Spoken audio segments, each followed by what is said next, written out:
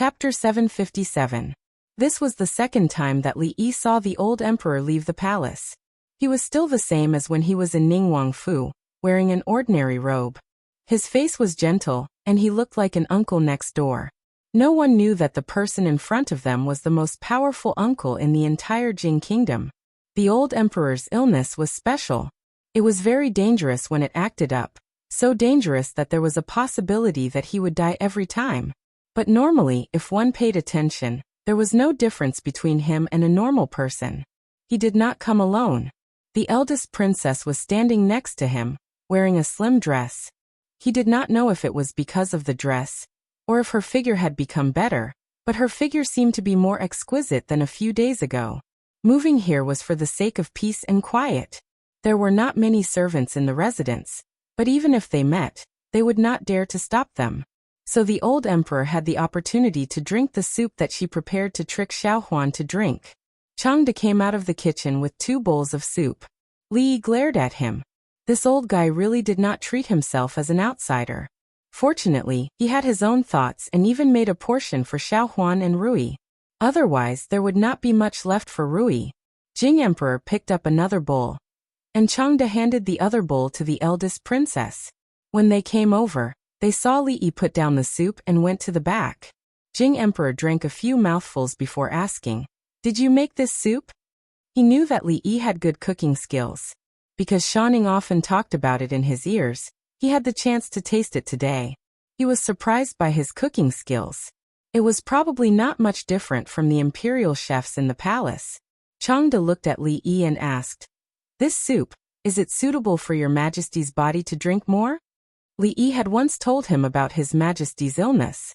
There were many things that needed to be avoided on a daily basis, and diet was an important part. He was worried that Li Yi would forget, so he asked about it. Li Yi waved his hand and said, "It's okay. This soup is very nourishing. It's okay to drink a few more bowls." This soup was good for women, and there was no harm for men to drink it. It was just a supplement. The Princess Royal had a good figure, but it was only good. Compared to Mississippi Lu, the parts that should be curvy were curvy, but the parts that should be curvy were not curvy enough. She should drink more. Placate the miscarriage and stimulate the breast milk. The spoon that Jing Di had picked up stopped in the air, and the soup spilled on his lapel. Cough, cough. Emingzu put down the bowl. She seemed to have choked and her face was already red. She glared at Li Yi and hurriedly took out a handkerchief to wipe her mouth. Li Yi had never seen her act like a little girl. In fact, he had always regarded the swift and decisive princess as a man. Jing Di put down the spoon, obviously not intending to drink anymore. Emingzu also put down the bowl, and secretly looked at Li Yi with a hint of anger. "Your Majesty, why are you?" Li Yi changed the topic at the right time. Jing Di looked at him and asked, "Why? You, the dean of the academy, is allowed to be lazy at home, but we cannot go out of the palace to relax?" Li Yi quickly said, "Steal half a day of leisure. The palace is like a cage. Your Majesty often goes out to relax. It is also good for your illness." Emingzu glanced at him. He was the only one who dared to say that the palace was a cage in front of her imperial father. "Steal half a day of leisure?" Jing Di looked at him and said with a tone of dissatisfaction, "We think you are stealing half a day of leisure, right?" Jealousy. It was obvious that he was jealous. He obviously saw that he was living a comfortable life and deliberately came to find trouble. Li Yi was too lazy to pay attention to him and stood aside without saying anything. Jing Di looked left and right and asked, "Where are Yongning and Shanning?" Li Yi pointed in a certain direction and said, "At the amusement park." He ordered people to build the amusement park. Several houses were connected, and the ground was covered with soft mats. There were rocking cars, merry-go-rounds, slides, swings, and other amusement facilities. It was also the favorite place of Yongning, Shanning, and Duanwu. Although there were no exciting projects such as roller coasters and skydiving machines, in this era of extreme lack of entertainment, this was already considered super luxurious. "Take us to see." Jing Di seemed to be very interested in this place and stood up. Li Yi originally chose this place because he liked the environment here. It was not an exaggeration to say that it was a small park. There was running water in the garden, and the water was so clear that the bottom could be seen. Fish were playing in the water. Although the layout was not very luxurious, it was simple and did not lose its atmosphere. After passing through a bamboo forest path, their field of vision became open again. They could hear bursts of laughter coming from a row of houses. The arrogant Lolita was playing on a swing, and a palace maid was gently pushing it behind her. When she saw Lee coming in, she said loudly, Sir, you push me. They are not pushing high." Lee walked over, stopped the swing, and carried her down from the swing. The arrogant Lolita pouted, and was about to express her dissatisfaction. Suddenly, she opened her eyes wide and saw a figure coming in from outside the door. She ran over in surprise and said, "Father, why are you here?" Yongning also came over and stood quietly beside Jingdi.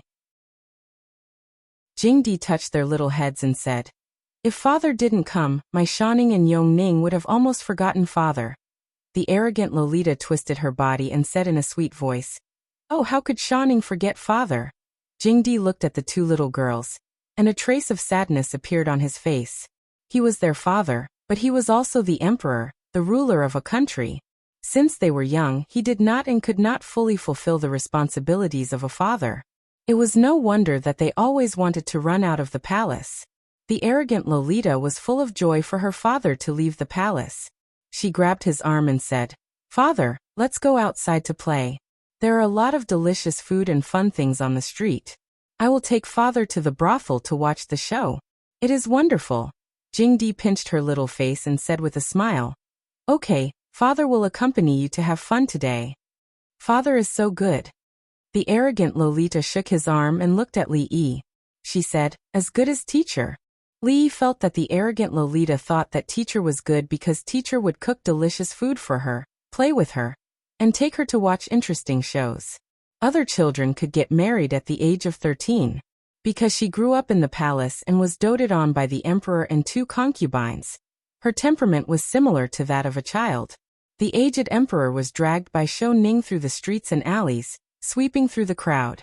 Although there was only Changda following behind them, Li could guarantee that if there was even the slightest movement from his side, within a breath's time, this place would be surrounded by 3 layers of people. Li Yi and the eldest princess were walking behind. He turned his head and looked at her. He asked, "How is the cooperation with the family of generals?" Li Yimingzu said lightly, "It has just begun. The military provisions are very important. You have to visit the family of generals more often. How about the academy? Is everything okay?" "Everything is as usual. Although it is a female academy, we still have to pay attention to it. If there is nothing else, we should hold more parent-teacher meetings to let the parents understand the situation. It will also put them at ease." The arrogant Lolita was always short-lived. After pestering Jingdi for a while, she pulled Yongning along to play. Jingdi had a few palace guards follow them, and their footsteps finally slowed down. Li Yimingzu looked at the smile on his face, and thought for a moment. She said, "If there is nothing important, Father might as well rest outside the palace for a few days." Li was right. The palace looked glorious, but it was actually a cage. When she was in the palace, she had never seen her father show such a smile. Emperor Jing did not answer her. He looked at the group of children holding sugar-coated haws in their hands as they whizzed past the crowd. He shook his head and said, "When I was their age, I had already begun to study the scriptures. If I could let the children of poor families have books to read, the talents of the Jing kingdom would be inexhaustible in the future." Li knew that the old emperor had wanted to break the situation where the court was almost controlled by the aristocratic families. From a long time ago, he had intentionally supported the students of poor families. However, due to various reasons, the results were very little. In this era, educational resources were very precious. They were often monopolized by the large clans with deep foundations. It was not easy for the poor to study. This directly led to the imperial court choosing officials from the aristocratic families. Only they had the ability to nurture outstanding disciples. However, this would cause the court to be filled with factions and complicated relationships. The court would be firmly controlled by the aristocratic families. This was not what a wise emperor wanted to see. For a wise emperor like the old emperor, What he was most concerned about was the poor people and the students of poor families. Li Yi crossed his arms and touched Mingzhu's shoulder.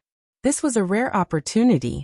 He had told her in detail how to support the children of poor families and break the monopoly of the aristocratic families in education. If he were to bring it up now, wouldn't he be saying it to the old emperor's heart? He had explained these routines clearly, and they only needed to follow the step by step. Mingzhu glanced at him and thought that he was careless. She lowered her head and continued to think. Li Yi touched her again. Mingzhu was still unmoved. Li Yi frowned and turned to look at her. This time he used a little more force. Mingzhu finally turned to look at him.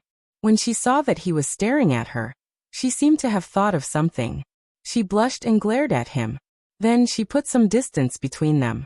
This was a good opportunity to show off her talents in front of the old emperor. Li Yi wanted to talk to her about serious matters. What was with this blushing expression? What was this woman thinking about? Whether it was on the surface or in the dark, he had done enough for her. However, he couldn't always be the one to take the initiative, right?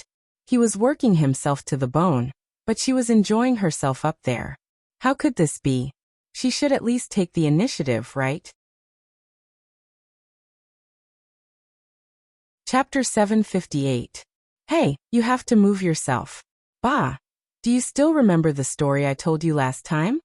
Li Yi felt that he was facing a blockhead who could not understand anything. He looked at her and asked with a frown. Mingzhu looked at him in confusion. What story? Li Yi reminded her. Woo! Mingzhu's heart skipped a beat. She subconsciously reached out to cover his mouth. She looked around and said, "Don't ever say such rebellious words again." Seeing that her father did not hear it, even if he heard the word woo, he would not think of anything. This was a secret between the two of them. Only then did she feel slightly relieved. That matter could not be made known to outsiders, and even more so to his father. What are you thinking about all day? Li Yi pushed her hand away and looked at her unhappily. He said, "Open the imperial examination, put the poor in important positions, fill the court with gentlemen, and replace the aristocratic families. This is to share His Majesty's burden, not for you to imitate that woman. You didn't forget what I told you, did you?" Mingzhu shook her head. She looked at him and nodded as if she understood. Her father had been putting the poor in important positions, replacing the aristocratic families, and letting the young scholars from poor families enter the center of the court. In the face of aristocratic politics, the poor had always been suppressed. After entering the court, they would be loyal to the royal family, which could effectively change the current situation in the court. Her father had done some things in response to this, including establishing a mathematics academy and recruiting a large number of commoners. However, she knew that there were more things that could be done to further expand the advantages of the commoners. In the end, it could turn into the kind of situation that Li Yi described, where the court was filled with noblemen and the rivers were clear. Because these things were related to the woman surnamed Wu. This was something she did not dare to think about normally. At this moment, with Li Yi's reminder, she understood that a method was a method after all. It worked in that fictional story, and it could have the same effect in reality. A woman's mind was really hard to guess. Even if Li Yi never thought of the eldest princess as a woman, he still couldn't guess her thoughts. Fortunately, she finally understood his meaning. Li Yi took the tonghulu that the proud Lolita handed over. As he ate, he watched Princess Royal walk over and talk to Jing Emperor in a low voice. After eating 2 candied haws, he felt that something was wrong. Sour and sweet was what candied haws should taste like. The 2 candied haws he ate didn't taste sweet, only sour. When he looked down, it turned out that the sugar had already been licked clean. When he turned around, he saw that Sundra lowly covering her mouth and giggling at him. This little girl was becoming more and more impudent. After listening to Mingzhu's narration, Jing Emperor's eyebrows raised slightly. Then he shook his head and said, "Opening a large number of official schools can allow more poor students to study, but the cost is too great. It's so great that the imperial court cannot afford it." There were some methods that he had already decided on after weighing them in his heart. However, when it came to finances, he still had to hesitate. Although the national treasury had a lot of income in the past few days, It was not to the extent that it could be squandered wantonly. Wars, natural disasters. There were many places that needed money. It was not easy to maintain the balance, and it could not be easily broken. Li said solemnly. No matter how poor we are, we can't be poor in education. No matter how bitter we are, we can't let our children suffer. They are the future of a country. They are related to the rise and fall of the country. They are like the sun in the morning, full of vigor and infinite potential. Now the Jing kingdom is ours, but the future of the Jing kingdom is still in their hands. Jing Emperor never despised the theory of governance that came from Li Yi's mouth. Moreover, these words were indeed what he was thinking. A large part of the reason why the imperial court was controlled by the aristocratic families was that they had a monopoly on education and books. It was too difficult for poor children to enter the imperial court without going through these aristocratic families. They could only rely on themselves. If all the children of poor families in the world could go to school and have books to read, this problem that had existed for thousands of years would be resolved in this dynasty. And this would be the first step for him to completely end the aristocratic politics. However, he did not have much time. It was still unknown whether he could completely eliminate some things in his lifetime. Jing Emperor shook his head and said, I have also vigorously promoted the prefectural schools and the county schools. But you are not in the position to know how much it costs. A problem that can be solved with money is not a problem. Li looked at Emingzu and asked, Your Highness, don't you think so? The national treasury could not take out the extra money, but the Princess Royal could. It was useless for her to earn so much money. It was impossible for her to save all of it for her dowry. It would be better to build more Emingzu Hope primary schools. At least, it would let the poor in the world remember her kindness. The plaque on the school should be custom-made and big, so that everyone would know that it was the Princess Royal who pitted them that they could study. What's more, she did not have to pay for this money. Li had a plan in his heart.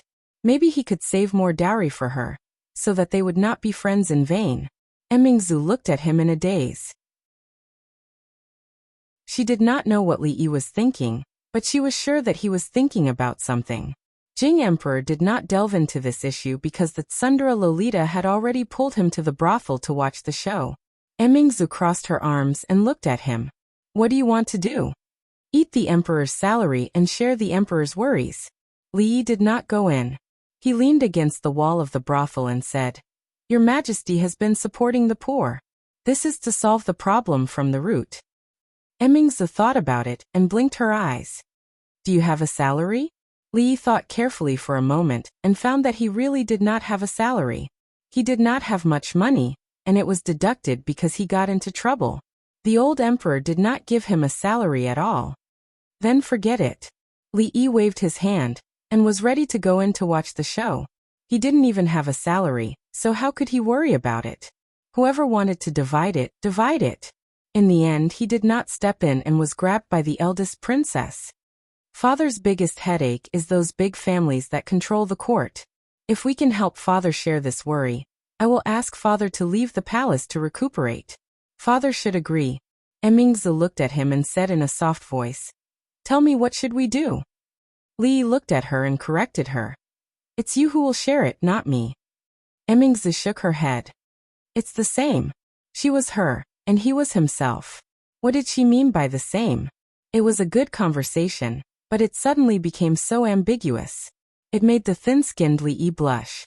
Li looked at her. What should we do? Didn't you say it very clearly? Emingzu looked down. But the National Treasury doesn't have that much silver. Who said we need to use the National Treasury's silver? In their dreams. Li pursed his lips. It was a rare opportunity.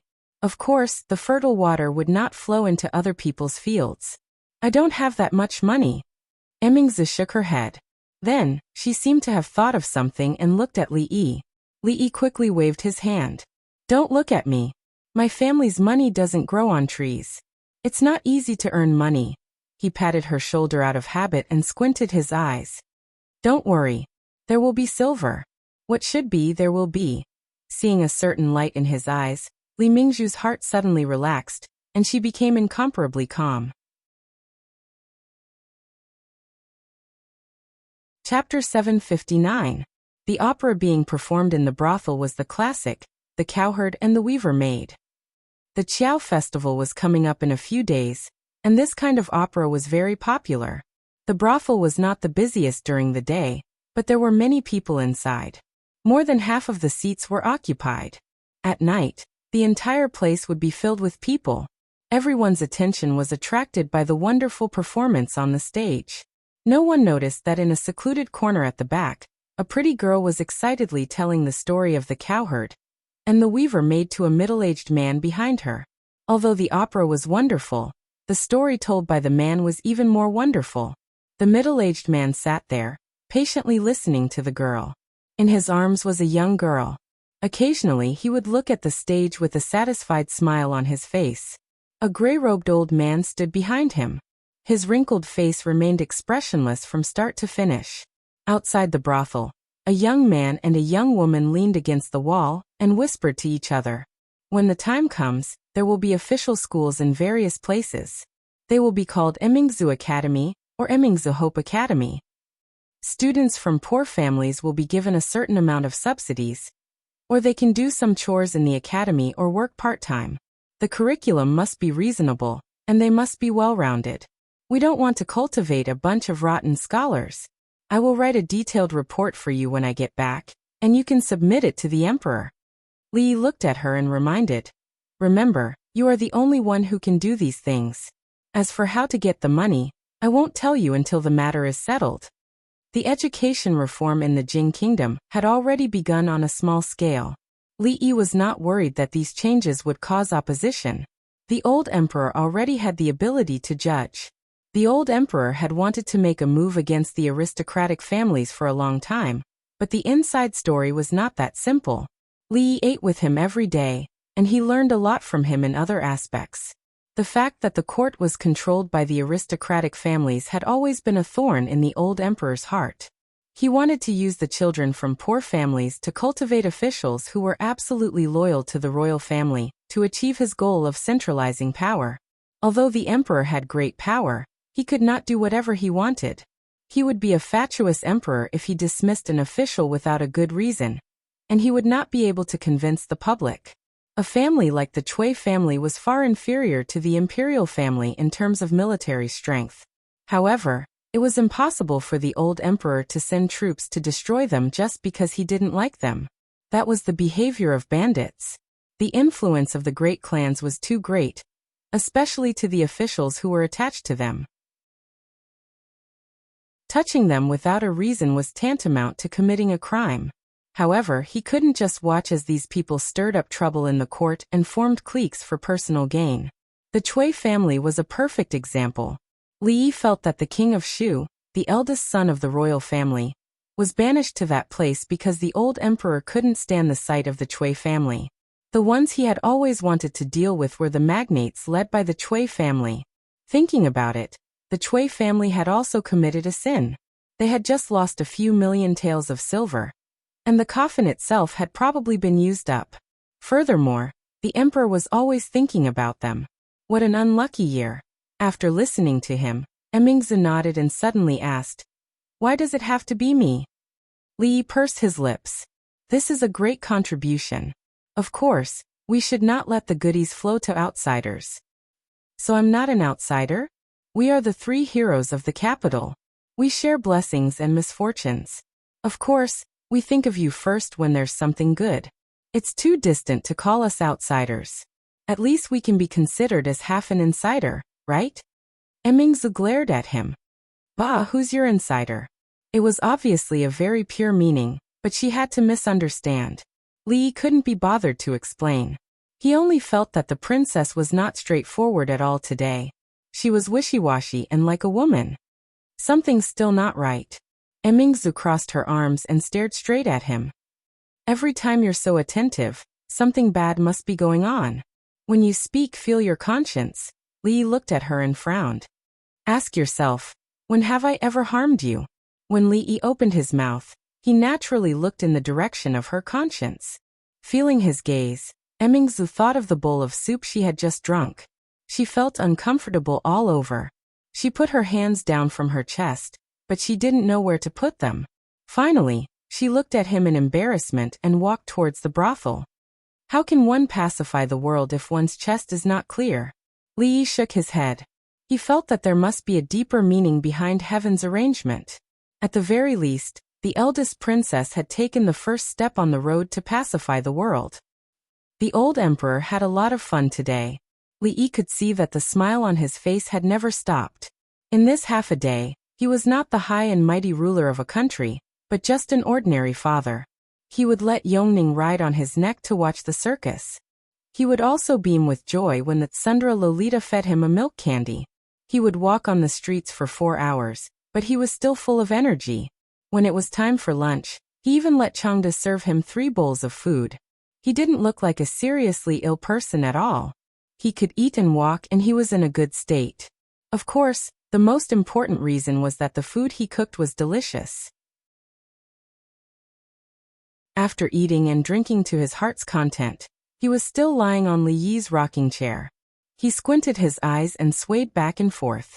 The eldest princess was massaging his shoulders from behind.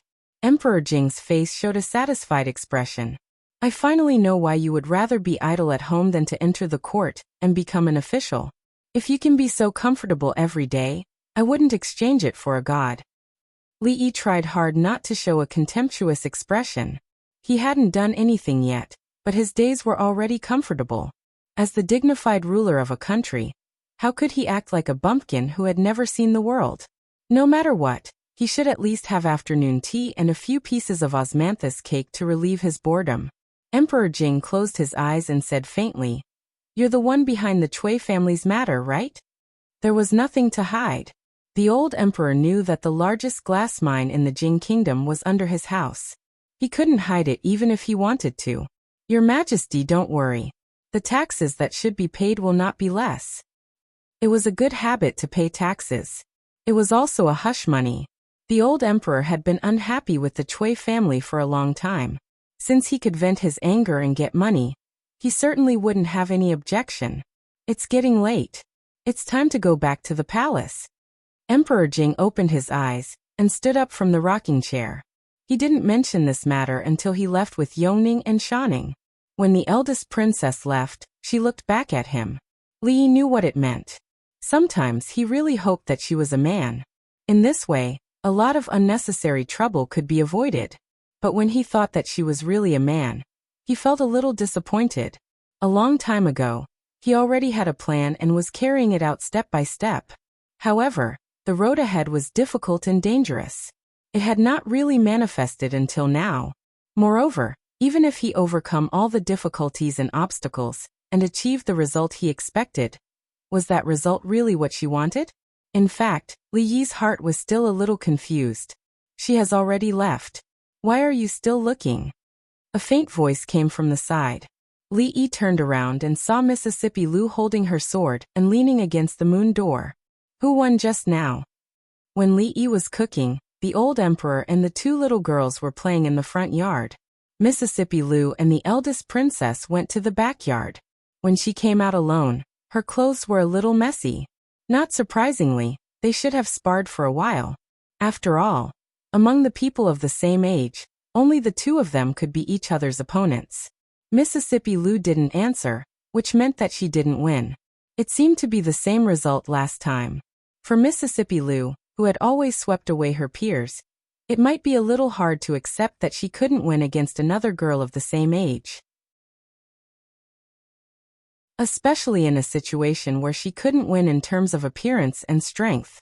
Girls of this age like to compete in everything. Li could understand. He looked at her and comforted her. Don't be discouraged. At least, you are older than her. Mississippi Lu looked up at him with a trace of doubt in her eyes. What did you say? I said, you seem to be a few days older than her? Li looked at her and smiled. I made soup. Do you want to drink some?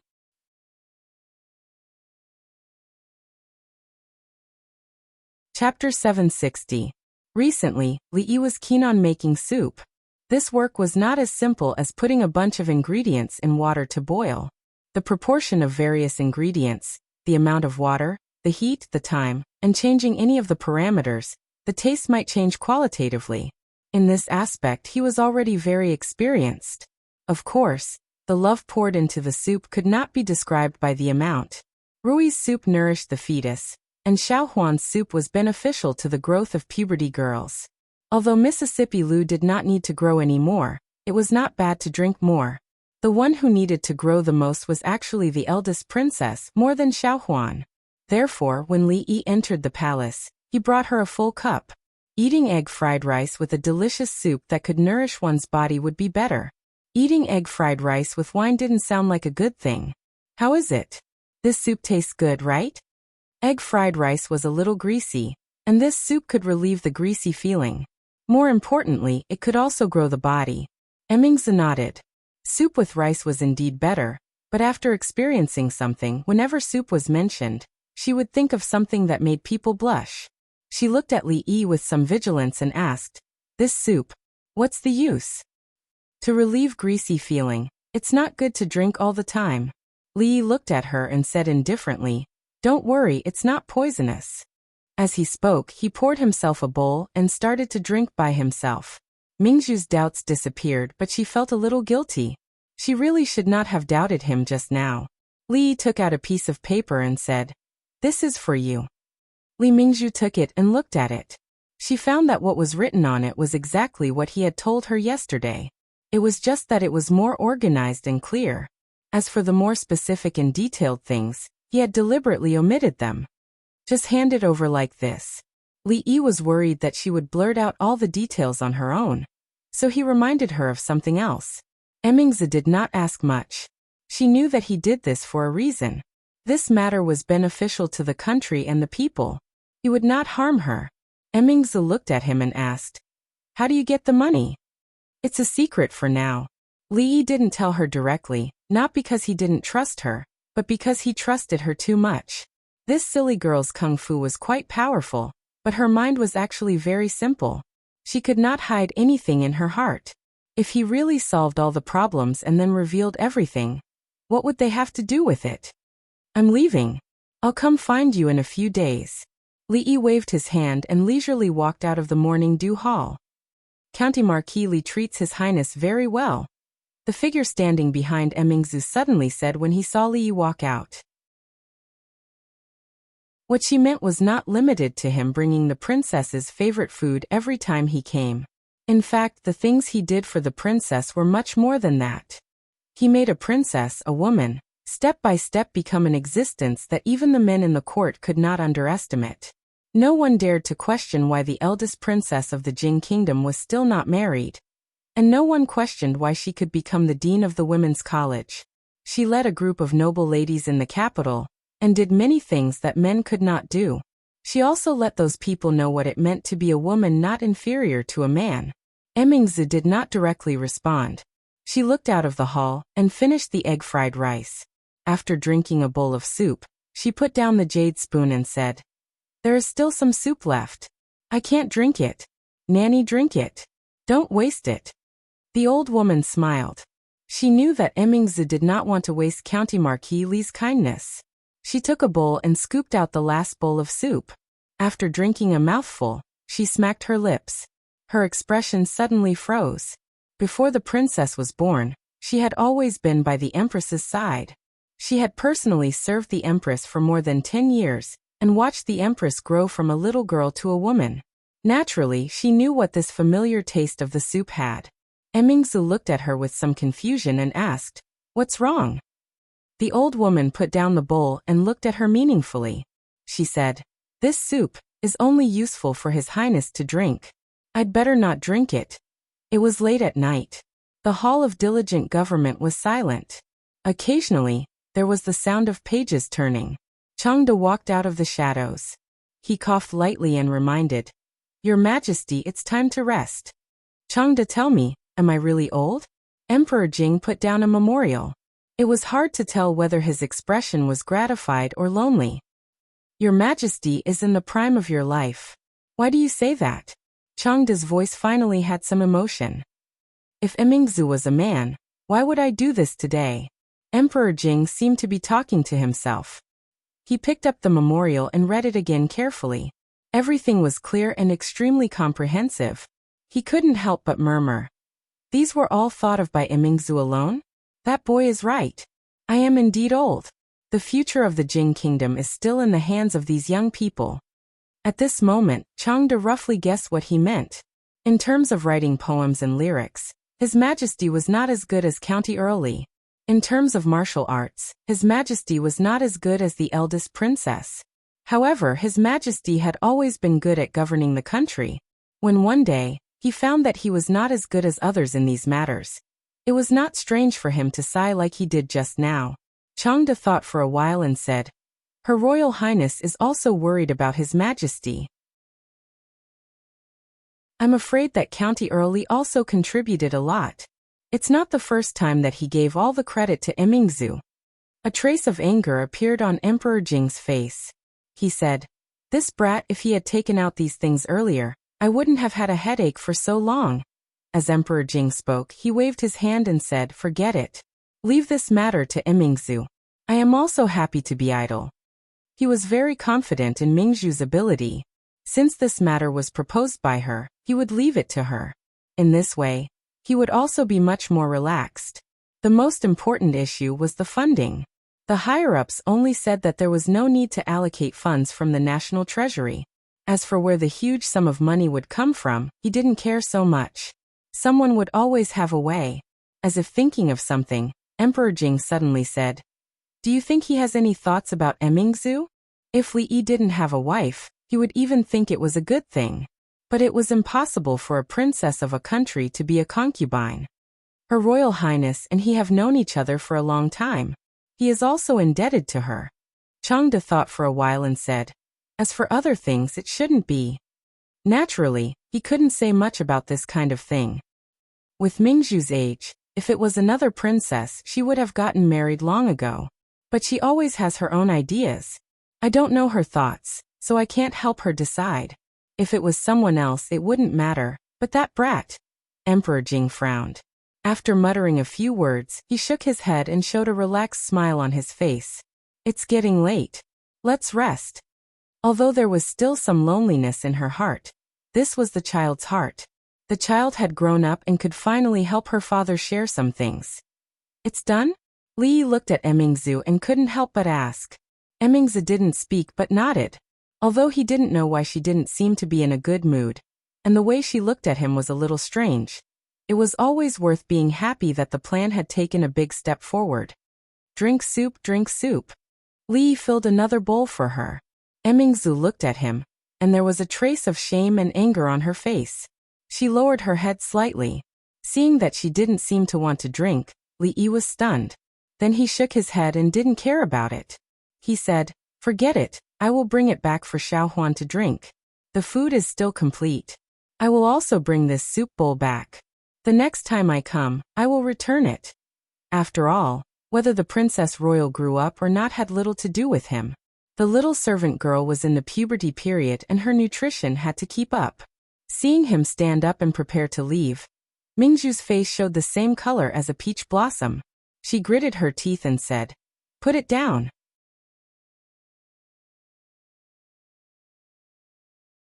Chapter 761. The Emperor's condition seemed to have improved. The morning court, which had not been held for a long time, reopened today. This was the first time in several months. The officials were in high spirits and did not dare to be negligent. They stood in front of the palace gates before dawn waiting.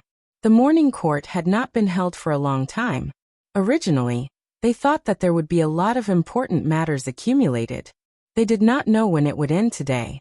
However, in less than an hour, all the officials lined up and walked out of the political hall. The emperor's body might not be able to hold on. Even in the past, it was rare to end a meeting so early. 2 provinces had been hit by floods half a month ago. The losses were not small. The emperor ordered the Ministry of Revenue to allocate silver as soon as possible for disaster relief. He also sent officials from the Imperial Water Surveillance to deal with the floods. This should be the most urgent matter. However, similar disasters were experienced almost every year. There would not be any big mistakes if they were done step by step. After that, it was some trivial matters of the various departments. Since it was the morning court, something had to be said. Otherwise, it would be awkward for everyone to stand there and make it seem like they had no work to do. In addition, he ordered the Ministry of Rights to assist the princess in supervising the construction of the county schools. There was also a small reform of the imperial examinations. It was something that everyone was concerned about. Although he had failed many times, the emperor did not seem to have given up on the suppression of some powerful families. There was still a long distance from the political hall to the yamen of the various departments. The officials gathered in twos and threes and discussed the matters of the morning court. Daxing County School. His Majesty is opening the door to the poor again. Didn't they do this a few years ago? In the end, it was still left unsettled. It's difficult. If we want to build more academies for the provinces, we need to hire more teachers, ink, paper, and books. We haven't even counted the academies. All of this requires silver. Can the national treasury take out that much? Who knows? The emperor didn't say that it would be from the national treasury.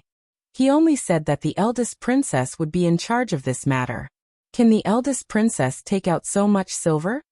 If it was a year or half a year ago, the focus of their debate would be that although the princess was of noble status, she was only a woman.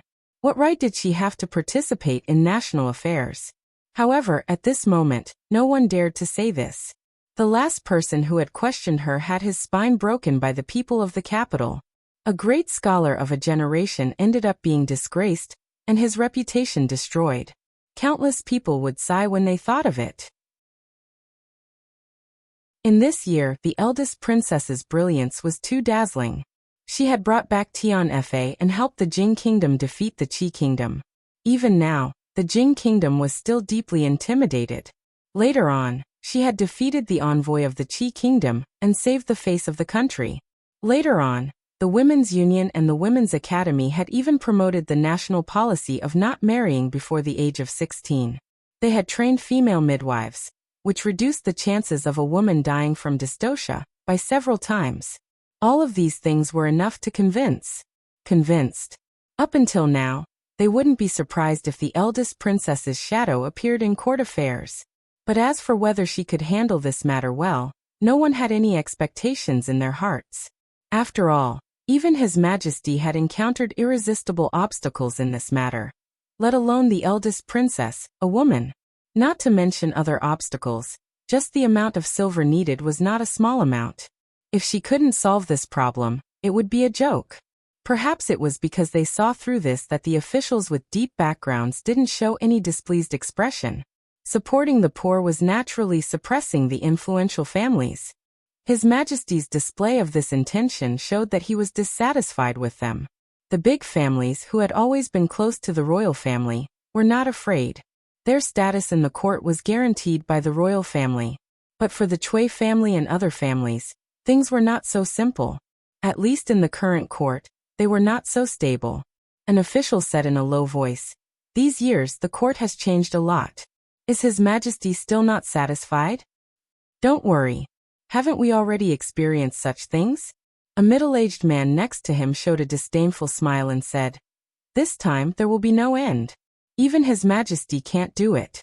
Eldest princess, haha." "Yeah, the most important thing is where the silver comes from." One person nodded and said, "If it's only in the capital, it won't affect the overall situation. But if it covers all the provinces, I'm afraid the national treasury won't be able to afford it. I'd like to see what eldest princess plans to use to fill this bottomless pit."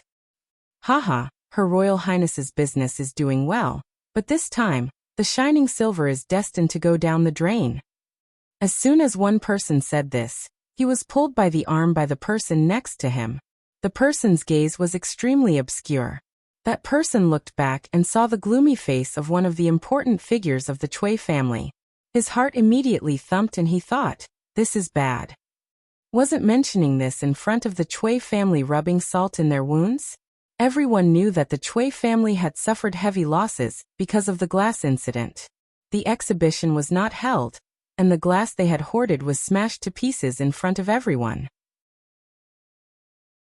According to insiders, this time the Cui family would probably lose millions of taels of silver. In terms of losses, who could compete with the Cui family? Not daring to look at that official Chui again, he looked back at the eldest princess who had just walked out. A strange look appeared in his eyes and he quickly walked forward. It seems that no one is optimistic about you. Li Yi rarely attended court today. He walked beside Emingzu. With his current hearing ability, it was not difficult for him to hear what the people in front of him were talking about. For the eldest princess, it was even less difficult. Just watch. Emingzu looked back at him and said lightly. Li Yi heard this and was stunned. He didn't know whether he should be touched or helpless. This matter had been arranged in front of hundreds of officials. There was no way back. The silver had not been settled yet, but she was actually not anxious at all. She didn't think, what if he was bragging? However, the feeling of being trusted was not bad. Li Yi looked back at her and comforted her. Don't worry. If you don't have money, you can cheat some more. What did you say? Emingzu looked back at him. I said if you don't have money, you can earn some more. Li Yi looked at her and said with a smile. You also know that I am very good at making money. This little money is just for sprinkling water. There seemed to be someone waiting in front. When he saw the two coming, he bowed slightly and said, Your Highness. Then he looked at Li Yi and nodded slightly. Li Yi also smiled back. The head of the Wang family was an old friend who had friendly cooperation with him. Emingzu looked at him and asked, May I know what's the matter, official Wang? The relationship between the Wang family and the royal family had always been close. Although she was a princess, she would not be too arrogant in front of the head of the Wang family. Your Highness wants to build the county school. It is a good thing for the country and the people. The Wang family is willing to donate 100,000 taels of silver to contribute to this matter. 100,000 taels of silver was not a small amount. When Li Yi gave it to Mississippi Liu, he hesitated for a moment. The Wang family actually took it out so easily. They were indeed the wealthiest family in the Jing kingdom. They were full of confidence, however, thinking of how much they had earned these days. It was normal for them to take out some money to show their love. Emingzu was also stunned when she heard this. Then she said with a smile, I appreciate the Wang family's kindness. However, I have already made arrangements for this matter. There is no need for official Wang to worry. She knew that Li Yi did not want others to interfere in this matter. Moreover, he had just said that the money was just a sprinkle of water to him. Sprinkle of water should mean that it was not worth mentioning, right? The head of the Wang family was only surprised for a moment. Then he smiled and said, In that case, I will leave first. Li Yi turned his head and looked at her in a daze. His face was full of disbelief. Being stared at by him and thinking of the effects of the soup, Emingzu felt that a certain part of her body was a little strange. This feeling was unprecedented. She blushed and asked, Why are you looking at me? Li Yi touched his forehead with one hand and reached out with the other to touch hers. She did not have a fever. Could it be that after drinking too much of that soup, a certain part of her body would grow and her intelligence would decrease? What are you doing? Emingzu swatted his hand away and said angrily. Li Yi had no time to admire the eldest princess's rare angry look. He took off and chased after the head of the Wang family. Official Wang, wait, don't go. Let's discuss what happened just now. Old Wang, stop.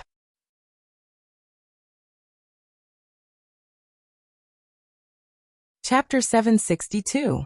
Lose you, why are you so? Li Yi bade farewell to the master of the Wang family. When he walked back, he looked at Emingzu and said with disappointment, 200,000 taels of silver, how many academies can be built, how many pens and papers can be bought, and how many teachers can be hired? How can you just reject it like that? In the end, he did not say the word wastrel. After all, she was not Mississippi Liu, and it was not her family that was going to lose. But strictly speaking, this matter was jointly proposed by the two of them. It was the crystallization of their love, and it was their child. As a father, he had the right to fight for more and better benefits for his child. What did you say to Lord Wang just now? Emingzu looked at him and asked in confusion.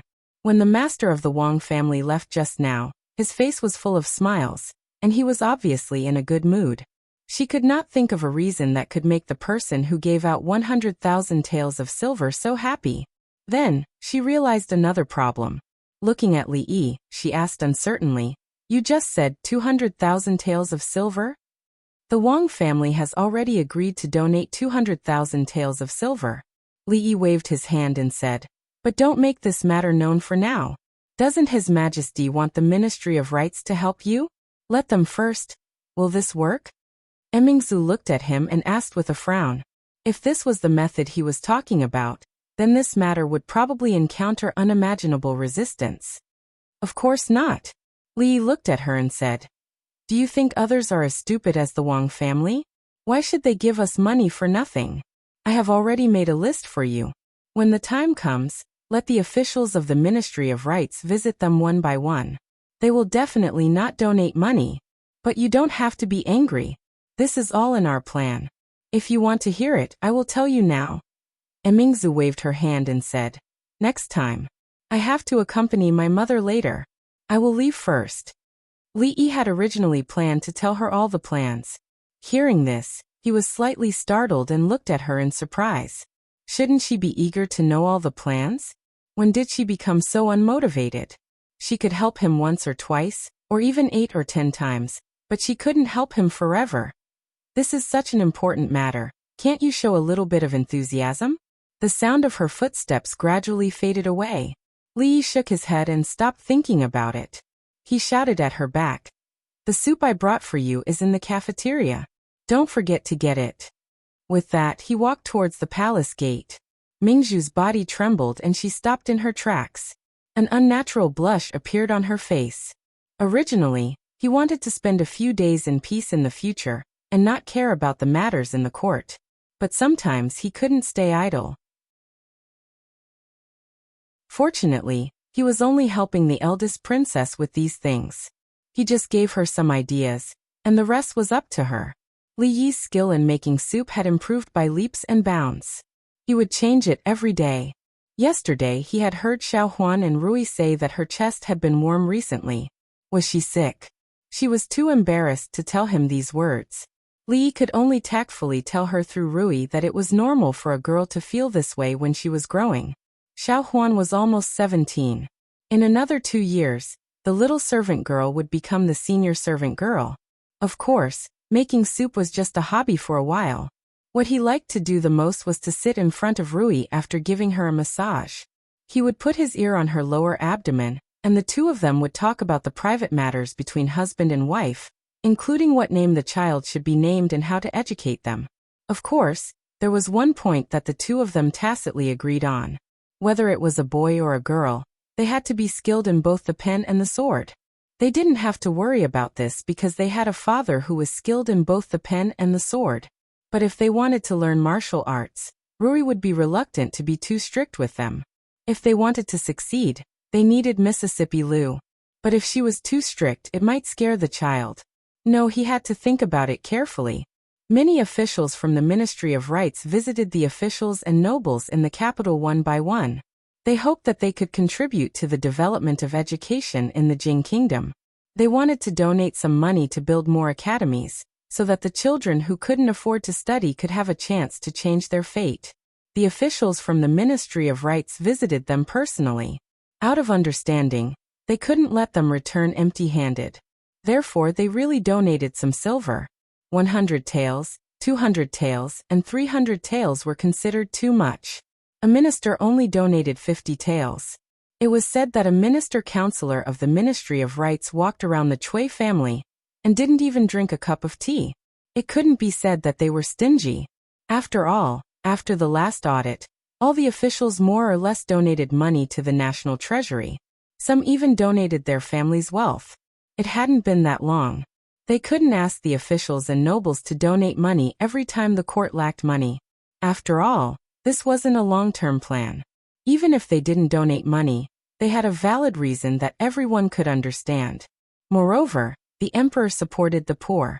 It was a terrible idea to ask the people from the Ministry of Rights to go to the rich families, or the families of the officials related to them to raise money. Even if they had money, they wouldn't donate it. Her Royal Highness was only a woman after all. They thought she would have some brilliant plan, but according to the current situation, this matter was nothing more than a joke in the end. Even the Ministry of Rights had advised the emperor that they didn't want to participate in this matter anymore. Not only were they unpopular, they couldn't raise money, so it would be futile. They were usually very busy with work and didn't need to waste time on these things. Sung Shichen sat on the stone bench and held a cup of hot tea in his hand. He slowly said, "Although the eldest princess is powerful, she is still a woman.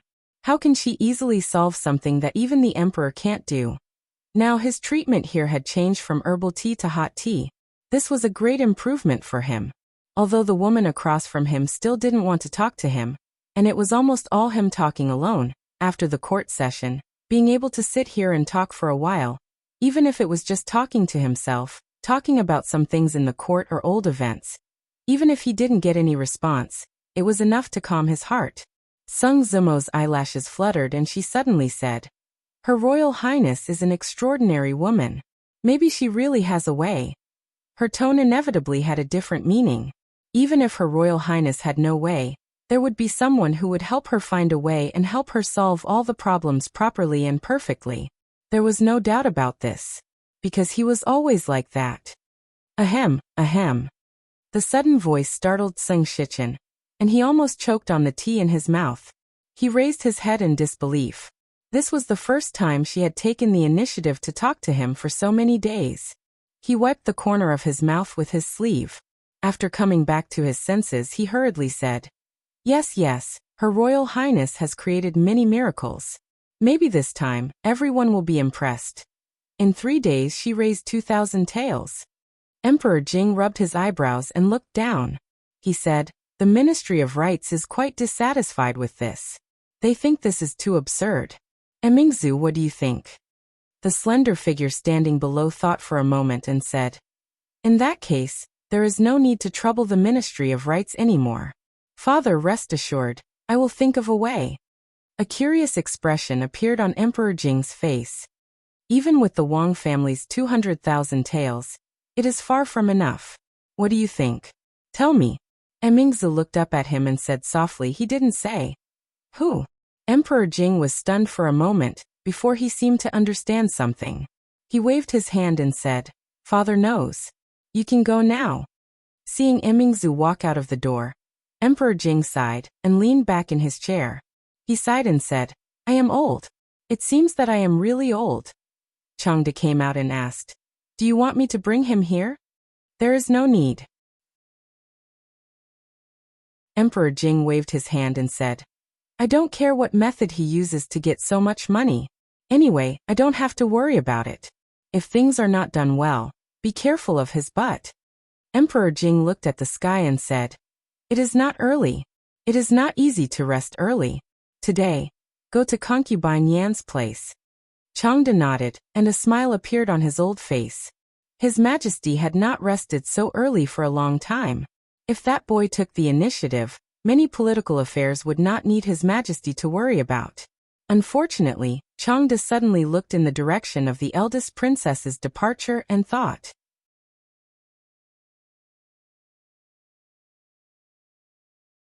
Chapter 763. There was a heated discussion in the capital these days, and the scope of the discussion was very wide. Even the poor farmers, who usually did not care much about state affairs, often went into the city to inquire about the construction of the academy. They heard that after the academy was built, the children of the poor would be able to study for free. Their children would be 7 years old next year. Would they be able to study in the academy in the future? The farmers, who had eaten the last meal and had to worry about the next, should be most concerned about the problem of food. They had never cared about state affairs, and no matter what the higher-ups did, as long as they could eat their fill and survive in this world, that was the first thing they thought about when they woke up every day. But this time, they had to be concerned. If what the eldest princess was doing was successful, their children would not have to repeat the life of their fathers like them. They could go to the academy to study and be scholars. In the future, if they could become the top scholar and become a high-ranking official, they would bring honor to their ancestors and their families. In their view, scholars were all going to become the top scholar and become a high-ranking official. Although Scholar Wu at the entrance of the village had not become the top scholar, everyone in the village who saw him had to respectfully call him Duke Scholar. In short, no matter what status they had in the past, as long as they studied, everything would be different. This was a joyous occasion. Her Royal Highness had done something good for them again. First, she had summoned her own daughter and allowed her entire family to have a full meal. Now, she had even allowed their sons to study. They did not know how many things the current emperor had done for them. But Her Royal Highness was really speaking up for these poor commoners. Building an academy required money, and Her Royal Highness ran around to raise money for them. However, those rich officials did not seem to be willing, and it seemed that the matter of building an academy could not be carried out. This was the situation that they learned after entering the city. Their money, isn't it all from the wealth of the people? They really want to do things for the commoners. All of them have become misers. An old farmer held onto his walking stick and kept hitting the ground, his face full of resentment. This is an opportunity for the children. They can't be like us. Someone gritted his teeth and said, "They must study, only after studying can they have a future." One of them shook his head and sighed. Sigh? They are all cruel and unscrupulous.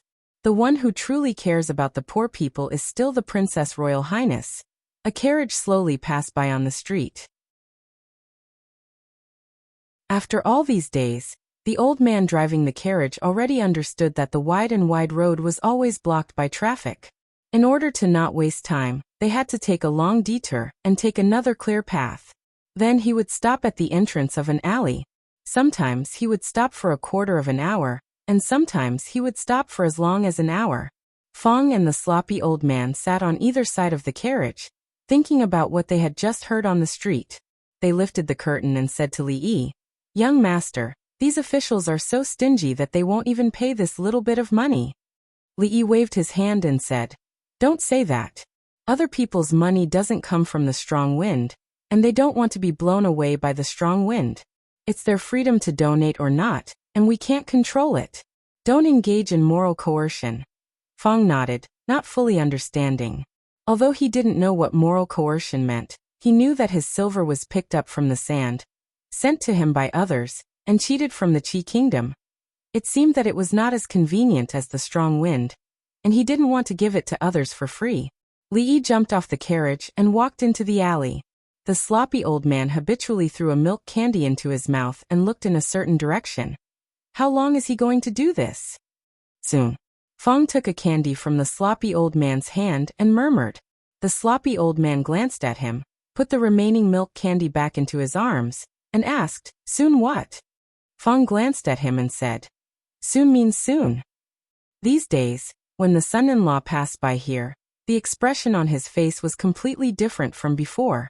He had carefully observed him for many days, and could naturally see some subtle emotions.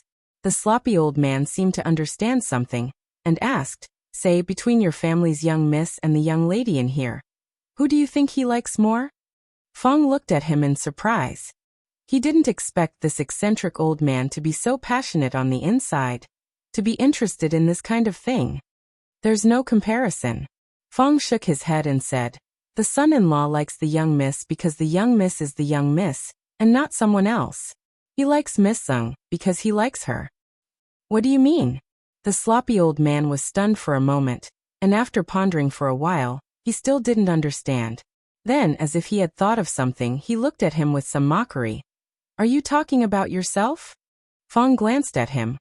"What does that have to do with me? Don't think I don't know that you have a lover in the Jade's courtyard.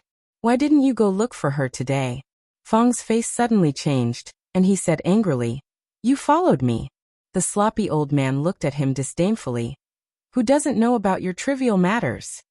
"Trivial matters?" Fong actually wasn't angry anymore. "Looking at you, I'm afraid you've never been liked by anyone before, right?" This sentence seemed to touch on the sloppy old man's reverse scale, and he immediately glared at Fong. "What? Why don't you go to the Wu Kingdom and ask around?" When this old man was young, he could be considered elegant, and many women fell in love with him. If it weren't for the fact that I was obsessed with martial arts. "So you never married in your life?" Fong looked at him with a smile. The sloppy old man didn't speak, and narrowed his eyes at him. If it weren't for the fact that he had been cultivating his mind these days, he would have already smacked him with his palm. However, he couldn't casually smack this guy in front of him, so he didn't care about this. The sloppy old man thought for a while, and continued with the previous question. What if your family's second miss is added? Second miss? This question was a bit complicated. Fong was startled, and looked up at the sky, feeling that today's sunlight was a bit dazzling. Li Yi sat at the stone table, took a sip of tea, and asked, the Cui family's ready-made clothing stores are all closed, right? Zheng Zimal looked up at him and nodded slightly. These days, she had also faintly heard some news that the Cui family had lost a lot of money and mortgaged many stores in the capital, including those ready-made clothing stores, which hadn't been opened for a long time. These days, they had also made some adjustments to their strategy. Even if there were more counterfeits, there would be corresponding countermeasures. I heard that the eldest princess encountered some obstacles in building the Silver Academy. Li Yi thought she would ask specifically about the closure of the Cui family's ready-made clothing stores. He didn't know why she suddenly brought it up. He shook his head and said, those are all appearances. Everything is going according to plan. Zheng Zimal looked at him and asked, did you plan it? Of course, I didn't expect them to donate much money. The less they donate, the better. They are laughing at the eldest princess now, but they won't be able to laugh in a few days. After Li Yi finished speaking, he saw that she lowered her head and didn't speak. He thought for a moment and suddenly asked, are you jealous? He Mrs. Jealous. Xiao Cui stood behind and said with a chuckle. Ever since she saw the two of them rolling on the bed that day, she could say some things in front of the two of them. The two of them were on the bed, one on top of the other. According to common sense, during the time she couldn't see, they should be rolling around. Xiao Cui, shut up. Zheng Zimal looked at Xiao Cui angrily, stood up, and hurried to the studio. Li Yi stood up and gently knocked on Xiao Cui's head. How can you talk about your own miss like that? How impudent. Xiao Cui covered her head, feeling wronged. You two just want to find a reason to be in the same room, and you're pretending so well. Li Yi walked into the studio and saw that she was already sitting at the table. He explained, that's really just a facade. If they don't donate now, they will still donate in the future. They even have to beg me to donate. Don't say any more. Zheng Zimal hurriedly raised her head and said, why are you telling me this? If someone else hears it, it will ruin your plan. We're on the same side, what are you afraid of? Li Yi looked at her and said, but these words really can't be told to anyone else, or the consequences will be very serious. You can't tell that Assistant Minister Zheng either. I won't tell him. Zheng Zimal said firmly, then looked up at him and asked, what will the consequences be? Li Yi thought about it and said, I will lose face and the Princess Royal will also lose face. Many people will laugh at her, and most importantly, we will lose a lot of silver. Zheng Zimal knew the concept of silver to him. If he said a lot of silver, then it really was a lot. Thinking that he was telling such an important thing to her, she couldn't help but feel a trace of warmth in her heart. How is it? I've told you such an important thing. Are you touched? Li Yi walked over and looked at her with a smile. He opened his arms and asked, are you touched enough to want a warm hug? That trace of warmth quickly disappeared. Zheng Zimal grabbed a pillow from the side of the bed and threw it at him. Pervert. She had learned this phrase from Yong Ning a long time ago. Yong Ning said that those who liked to take advantage of girls were all perverts.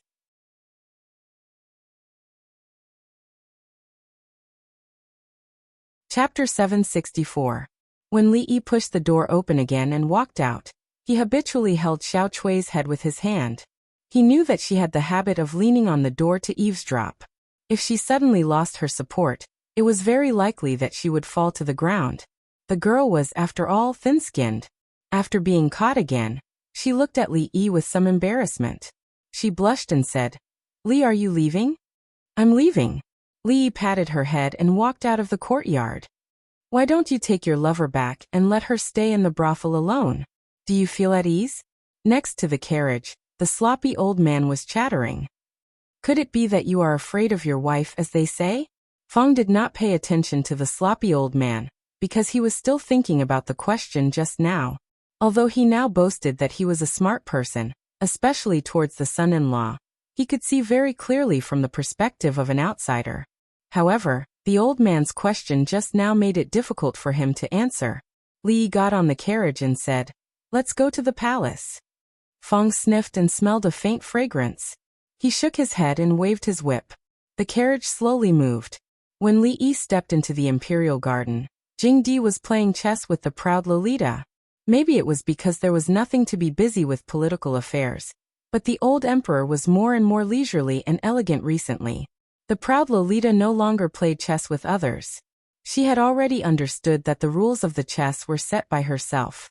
She was invincible in the palace. Even if Li Yi met her, he would have to retreat. They were playing 5 in a row. Li Yi stood by and watched for a while. He couldn't help but sigh. The proud Lolita's thinking was really quick. It seemed that she had a high talent in all kinds of chess.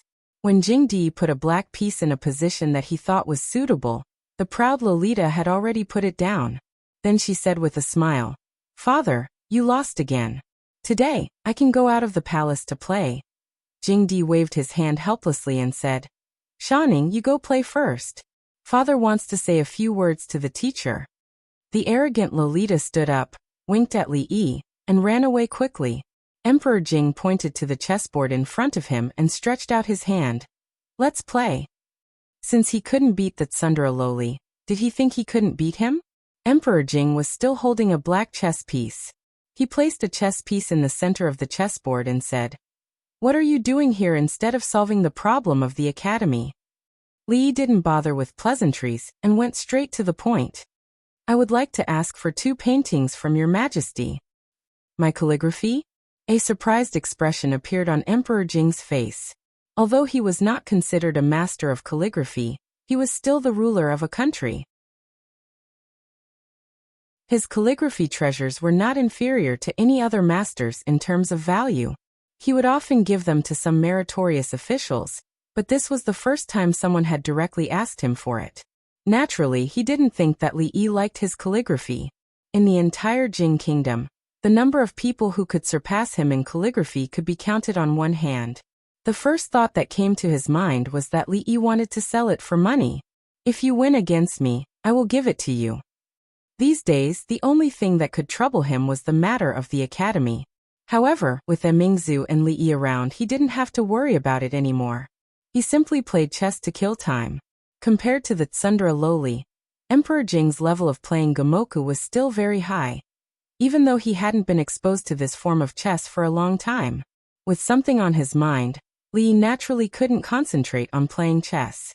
His level of Gomoku could only be said to be average. Moreover, this was not something that could be achieved by digesting a few chess records. There were also various accidental factors. At this time, he was absent-minded and lost 3 games in a row. When he collected the chess pieces again, Emperor Jing glanced at him and said lightly, "Be more serious. If you can't beat me today, don't even think about the calligraphy." The matter of the academy had almost fermented enough. It was time to move on to the next step of the plan. Li Yi also planned to find the eldest princess after getting his calligraphy. The 2 of them would go out of the palace to do something. Just now they had already wasted a lot of time. There was no time to play chess with him, especially when he was at a disadvantage after more than half of the chess pieces were gone. He knew that he couldn't go on like this. It was time to show his real skills. So he raised his head and stared at the sky behind Emperor Jing. Emperor Jing looked at the chessboard. Seeing that he didn't move for a long time, he thought that he was thinking. After waiting for a while, seeing that he still hadn't made a move, he raised his head and saw that Li Yi's eyes were staring straight ahead, as if there was something behind him. Emperor Jing looked back and saw that it was empty. He looked at Li Yi and asked doubtfully, "What are you looking at?" "There is a cloud there," Li Yi said. "What about the cloud?" Emperor Jing's voice was even more doubtful. "Cloud. Yes, what about the cloud? Isn't it just a cloud?" Li Yi shook his head and retracted his gaze. The chess piece in his hand finally fell on a certain position on the chessboard. He looked at Emperor Jing with a smile on his face. "Your Majesty, you have lost." Emperor Jing lowered his head and saw that the white chess pieces on the chessboard had already formed a 5-star alignment. He seemed to think of something and looked back at the sky behind him again. The cloud, the sky was blue. Where did the cloud come from? He looked back at Li Yi and asked, "Where is the cloud you were talking about?" Li Yi looked at him in surprise and asked doubtfully, "What cloud?" In the end, the old emperor was willing to concede defeat and gave Li Yi what he wanted. He wanted a few more pieces and sold them when he was short of money in the future. However, the old emperor looked at him with a strange expression. He had to follow the original plan and let him write a few words before running away. Through this matter, he discovered another thing. The old emperor's chess skills were bad and he couldn't afford to lose.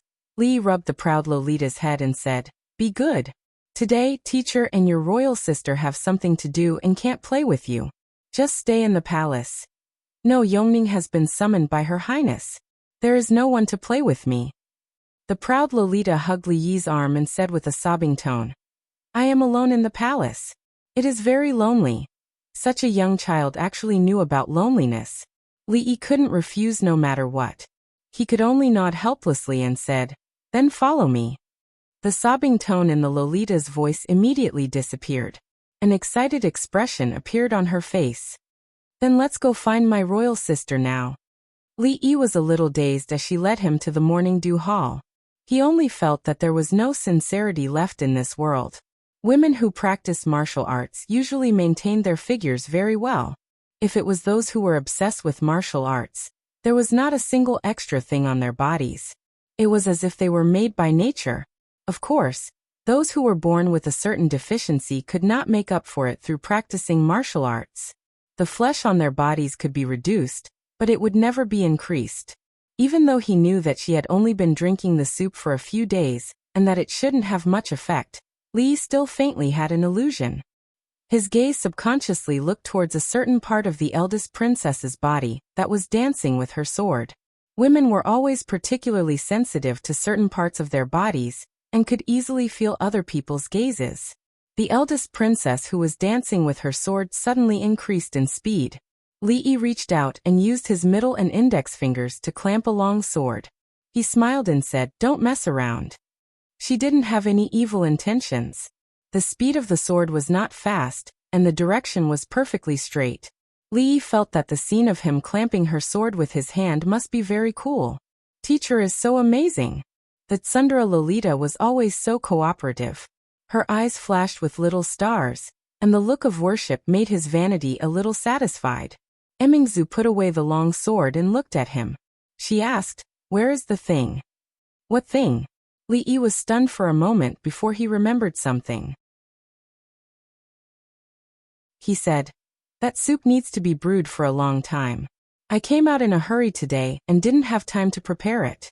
Next time." The Tsundere Lolita shook Li Yi's arm and said in a sweet voice, "Teacher, my royal sister doesn't let me drink the soup you brought for her. Can you bring some for Shanning in the future?" Li Yi pinched her little face and said, "No, this kind of soup is not for children to drink." Mingzhu's face turned slightly red. He really knew the effects of that soup. So was he disdaining her? She glared at him vaguely. She walked over and opened something he placed on the table. "Father's handwriting?" She couldn't help but exclaim softly when she saw the 4 big words, Emingzu Academy, written on the paper. Li Yi was having a headache on how to explain to the Tsundere Lolita why that kind of soup could only be drunk by older girls and not younger girls. This was a false proposition because it was more effective for a growing girl than an older girl. But he couldn't really explain it like that. Seeing that she picked up the paper, he took the opportunity to walk over and said, "In the future, regardless of whether it's the capital or the other prefectures, the academies established will be called Emingzu Academy. The meaning is that these academies aim to cultivate brilliant talents like Emingzu for the country." The names of the academies were also very particular. It was very appropriate to use Emingzu as a metaphor for talents. It was easy to understand and meaningful. Of course, the reason why Li Yi gave the academy this name was not because of this. He wanted to let the students studying in these academies know that they could get rid of their poor lives and sit in the bright academy. They could have the opportunity to enter the court and bring honor to their ancestors. They could compete fairly with those powerful peers of the same age. These were all given to them by one person. This person was called Emingzu Li. She was the eldest princess of the Jing kingdom.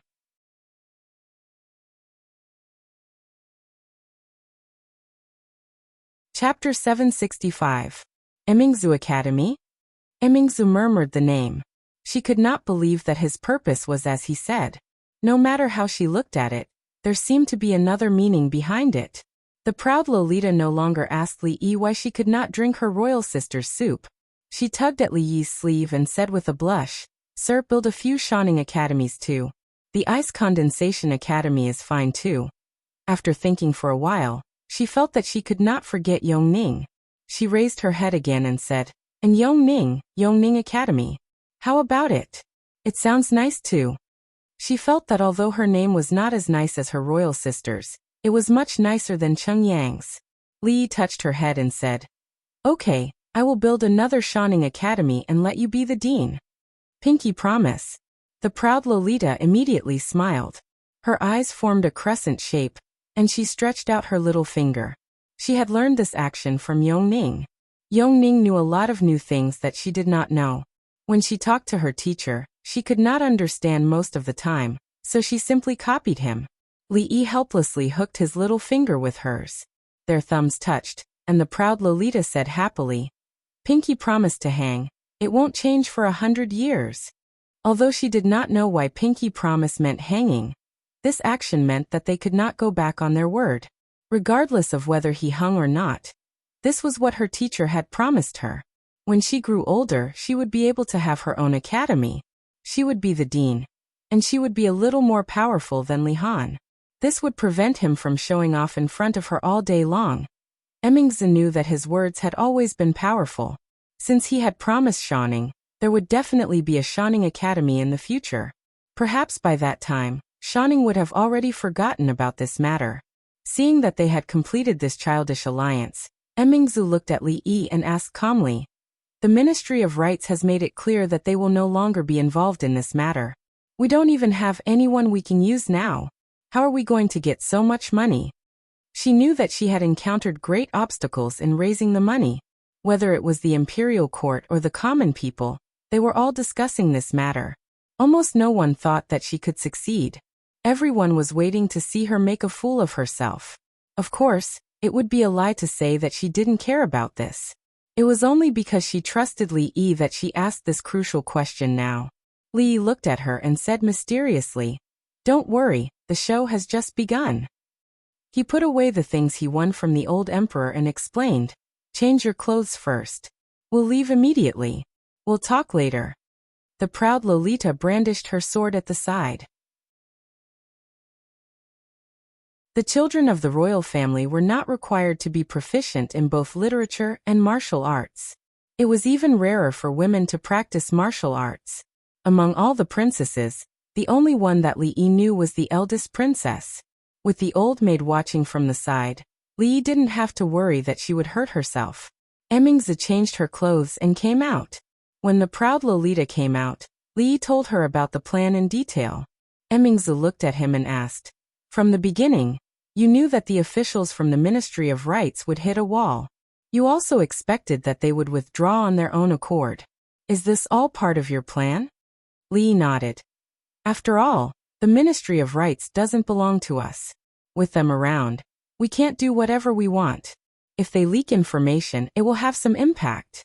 Moreover, how can we let them take the credit for nothing?" Emingzu sorted out the entire process and connected all the things that he had done in the past few days. She couldn't help but think of the mysterious light she saw in his eyes that day. She looked at him and said seriously, "You're so bad." Li Xian stood behind the two of them and looked at Li Yi with wide eyes. He asked in disbelief, "What did you do to Emingzu?" Li Xian looked at the two of them suspiciously for a long time before suppressing the unrealistic thought in his mind. He said, "I've heard about what happened at the academy. I should be able to take out 100,000 taels of silver to use on the academy in the capital. It should be more than enough. As for the rest, we can slowly think of a way. If it was only the capital city, it wouldn't be a problem. But the problem was that the scale of the project this time was so large that it covered the entire Jing kingdom. Just the initial investment alone would be a terrifying figure. No one knew how much money would be needed in the future. Li waved his hand and said, "Forget it. Your father-in-law has already donated 200,000 taels of silver. You'd better keep the money." Li Xian's crown prince's mansion wasn't poor. Just the business cooperation between the three families could bring him unimaginable profits. But he was also a spendthrift. The national treasury could only provide a portion of the research funds for the entire Academy of Science. He had to pay for the rest himself. It wasn't easy to come up with so much money at one time. Li Xian frowned and looked at him. He said, "Don't try to be brave at this time. You don't know how many people are watching this matter and waiting to see Emingzu make a fool of herself." "Make a fool of yourself?" Li looked at him and said lightly, "They won't be able to laugh soon." As they walked out of the morning dew hall, Li Xian looked at him with a profound gaze. He sighed and said, "When I first met you, why didn't I think you were so bad?" The ruler of the capital, Lu Dao, sat in the hall. His head moved back and forth as he dozed off. The weather these 2 days had been hot and dry. Although he held an ice pack to his chest, the room was still stuffy. The rising and falling cicadas outside were even more annoying. Wave after wave of tiredness came at him. Thump. The moment his eyes closed, his body fell forward. His head knocked against the edge of the table. Immediately, a large bump appeared. He was completely awake. He quickly pressed the ice pack to his forehead and took a sip of tea. He was no longer sleepy. He lowered his head and began to read the official documents. These few days, Jingdo could not be considered peaceful. The people were very angry. If they were not properly appeased, there would probably be a big mess in the future. The cause of the matter was that the eldest princess wanted to build many academies, so that more children from poor families could have books to study. However, the funds to build the academies were not enough. There were obstacles in raising funds, so the matter was temporarily put on hold. In this regard, the people of Jingdo were very angry. After all, this was a major event that was beneficial to the people. All the poor families wanted to send their children to study and fight for a glimmer of hope to bring glory to their ancestors. However, most families even had problems eating, so it was impossible for them to cultivate a scholar. Now that there was such an opportunity, how could they give it up? Lu Dao could understand their desire. After all, he himself was also born of a poor family. His father had sold everything he had to give him the opportunity to study and take the imperial examination. When he became successful and wanted to be filial, his father, who had worked hard all his life, passed away and did not enjoy even a day of happiness with him. This had always been a regret in his heart. Regarding this matter, in his heart, he was also very supportive of the eldest princess. However, there did not seem to be many people in the court who thought the same as him.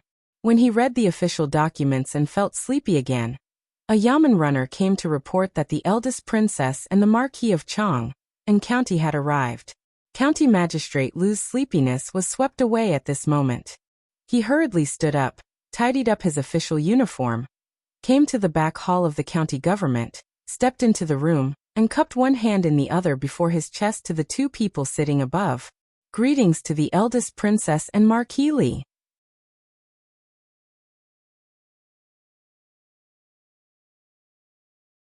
Chapter 766. Lord Lu, what's wrong? Li looked at the bump on County Magistrate Lu's forehead and asked in surprise. Of course, Lu Dao couldn't say that he bumped into it when he was dozing off. He smiled awkwardly and said, "I accidentally bumped into it." If he bumped into it accidentally, there would be no reason to be embarrassed. When Li Yi was in Qing'an Prefecture, he heard that Lord Lu and his concubine had a lot of fun in the bedroom. He might have hurt himself by playing some new tricks last night. He looked at him strangely and said, "Although you're having fun, Lord Lu, you have to be careful." Emingzi looked at them and asked, "What are you talking about?" County Magistrate Lu was also puzzled, but he didn't continue on this topic. He raised his head and asked, "What can I do for your highness and Marquis?" Li Yi was not used to his words. He waved his hand and said, "We're old friends. You don't have to be so polite, County Magistrate Lu." How could he, Lu Dao, be friends with the emperor's close officials and the princess? County Magistrate Lu was nervous, but he couldn't help but feel happy. Although the eldest princess was a woman, she wielded more authority than any of the princes. She was also an influential figure in the royal court. As for County Marquis Li, he was able to influence the political situation. To a certain extent, it could be said that he was able to rise from an insignificant county magistrate of Anxi to a magistrate of the capital. Li didn't say much to him. He took a sip of tea and asked directly, "How many rich merchants do you know in the capital?" Rich merchants? Although he didn't know why Li asked this question, County Magistrate Lu answered honestly, "Although I haven't been in the capital for long, I know many famous country gentlemen and rich merchants near the capital." With many years of experience as a county magistrate, Lu Dao knew clearly that if he wanted to make achievements in his jurisdiction, he had to build a good relationship with the local tyrants first. The capital was different from Anxi County. There were too many local tyrants here, and all of them were pythons. He couldn't get close to those high-ranking officials and nobles, but he had gotten to know quite a few of the smaller tycoons and magnates over the past year. "That's easy." Li nodded, looked at County Magistrate Lu and said, "There's something I need to ask Lord Lu to do. I'll be very busy these days." County Magistrate Lu smiled and said, "It's my honor to work for Marquis and Her Highness." He had been with Li Yi for a long time, so he wouldn't refuse these things. After a while, County Magistrate Lu paced back and forth in the county government office alone, his face full of excitement. If the Marquis and the Princess had any good things, they would always think of him first. If this matter was completed, how great a merit would it be? If this went on, he Li Princess Yi, Magistrate Dao Li and Emingzu, Li Li, and asked, Li Magistrate Yi with his hands, and said Magistrate Li, Li Magistrate Dao. Lu Li. Li put his hands behind his head and said lazily, "How can I know if I don't try?" Li had no way of explaining this to her. He was also using the experiences of his predecessors to do things. History was always shockingly similar. Many things would not change with the passage of time. Some principles were applicable to the entire universe. Li Emingzu looked at him. "What are we going to do now?" "Go home for dinner." Li stretched himself. "Shanning is also here. Do you want to join us?" What happened in the court had always been the focus of the insightful people in the capital, and the establishment of the academy was not limited to these insightful people. Because it was closely related to the common people, more people participated in it. They were always paying attention to the progress of this matter. Among them, there were many powerful people who could get the news from the Ministry of Rights. For example, which officials donated money, how much they donated, who was stingy, and why the officials of the Ministry of Rights were refused at the door, and so on. It was very detailed, of course. There would occasionally be some messy things mixed in with this information. For example, an official from the Ministry of Revenue only donated 100 taels of silver to the academy. His son spent a lot of money on the top girl of a brothel that night. Another deputy director of the Ministry of Works who donated 50 taels of silver married a concubine the day before yesterday. He held a banquet at home. It was said that the food and wine ordered from Drunken Moon restaurant cost 100 taels of silver per table. Even if he only ordered 20 tables, it would still cost more than 1,000 taels of silver. Not to mention the fact that his concubine was a famous courtesan in the capital. The amount of money used to redeem her was clearly marked. The strings of numbers were written there, causing many people to suck in a breath of cold air when they saw it. Another example was a stingy official who refused the people of the Ministry of Rights outside the door. He spent thousands of taels of silver to buy a precious painting, and took turns to invite friends to admire it. Thus, people discovered some things. There was money for prostitution, money for taking concubines, money for buying paintings, money for treating people to meals, but no money for donating money to the academy. In this day and age, there was no such thing as moral blackmail. Some people only felt that these officials were a bit rich and heartless. However, they did not violate the law, so others did not have the right to criticize them. However, this kind of knowledgeable people was, after all, a minority. In this world, most people were ordinary people who had not been educated and only had a shallow sense of right and wrong. Rich people only cared about their own pleasures, and did not care about the lives of the common people. Officials who did not make decisions for the people deserved to be scolded. Of course, they did not dare to scold them openly. No one knew how much spittle they secretly spat at those rich and powerful families. In a private room of a tea house in the capital, an elegant middle-aged man looked at the man opposite him and said with a smile, "Sir Wu, that concubine of yours is famous in the capital for her skills in bed. Can your body withstand it?" Sir Wei does not need to worry about this matter. The man who was drinking tea glanced at him and said, "Your son is willing to spend 1,000 taels of gold for a prostitute. This kind of demeanor is probably comparable to that of Sir Wei in the past." The elegant middle-aged man waved his hand and said, "I have already taught that unfilial son a lesson. 1,000 taels of silver is a pity. Add another 2,000 taels, and you can buy that mountain-dwelling painting of Yen Gong. Don't you think so, Sir Qi?" A man next to him glanced at him and said lightly, "You don't have to be cynical. I am willing to spend 3,000 taels of silver to buy a painting than to donate 30 taels of silver to them. There is no law in the Jing kingdom that states that I must donate." The elegant middle-aged man sighed and said, "But the people outside don't think so." Because of these things, the reputation of the people present was somewhat affected. As officials, they cherished their reputation very much. They gathered today because of the events that happened in the past 2 days. Just a bunch of stupid people." Sir Wu snorted and said, "When this matter is over, no one will talk about it anymore. I want to see how long she can hold on without money." Even on such an occasion, he still did not dare to call her name directly. She is still a woman after all. She is going against all the aristocratic families. Even His Majesty. Haha, let's just wait and see. It should be soon. If she can't raise the money, this matter can only be put aside. Let's see how she will explain to His Majesty and the officials. Laughter could be heard from the crowd, and the slightly tense atmosphere finally relaxed. "Tell your master." A street away from the tea house, County Magistrate Lu looked at the inquiring servant and said with a smile, "Tell him that the capital magistrate Lu Dayo has come to visit."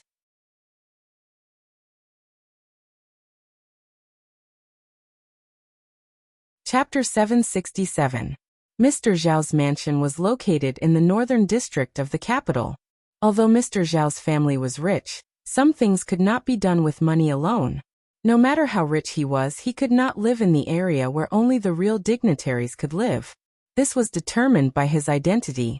Although businessmen were not untouchables, they were still looked down upon by the upper class. They were not allowed to become officials. Just this one rule was enough to completely restrict them in certain aspects. Therefore, Mr. Zhao, who was playing chess with a friend, immediately dropped the game and hurried out to greet the county magistrate when he heard that the county magistrate came to visit.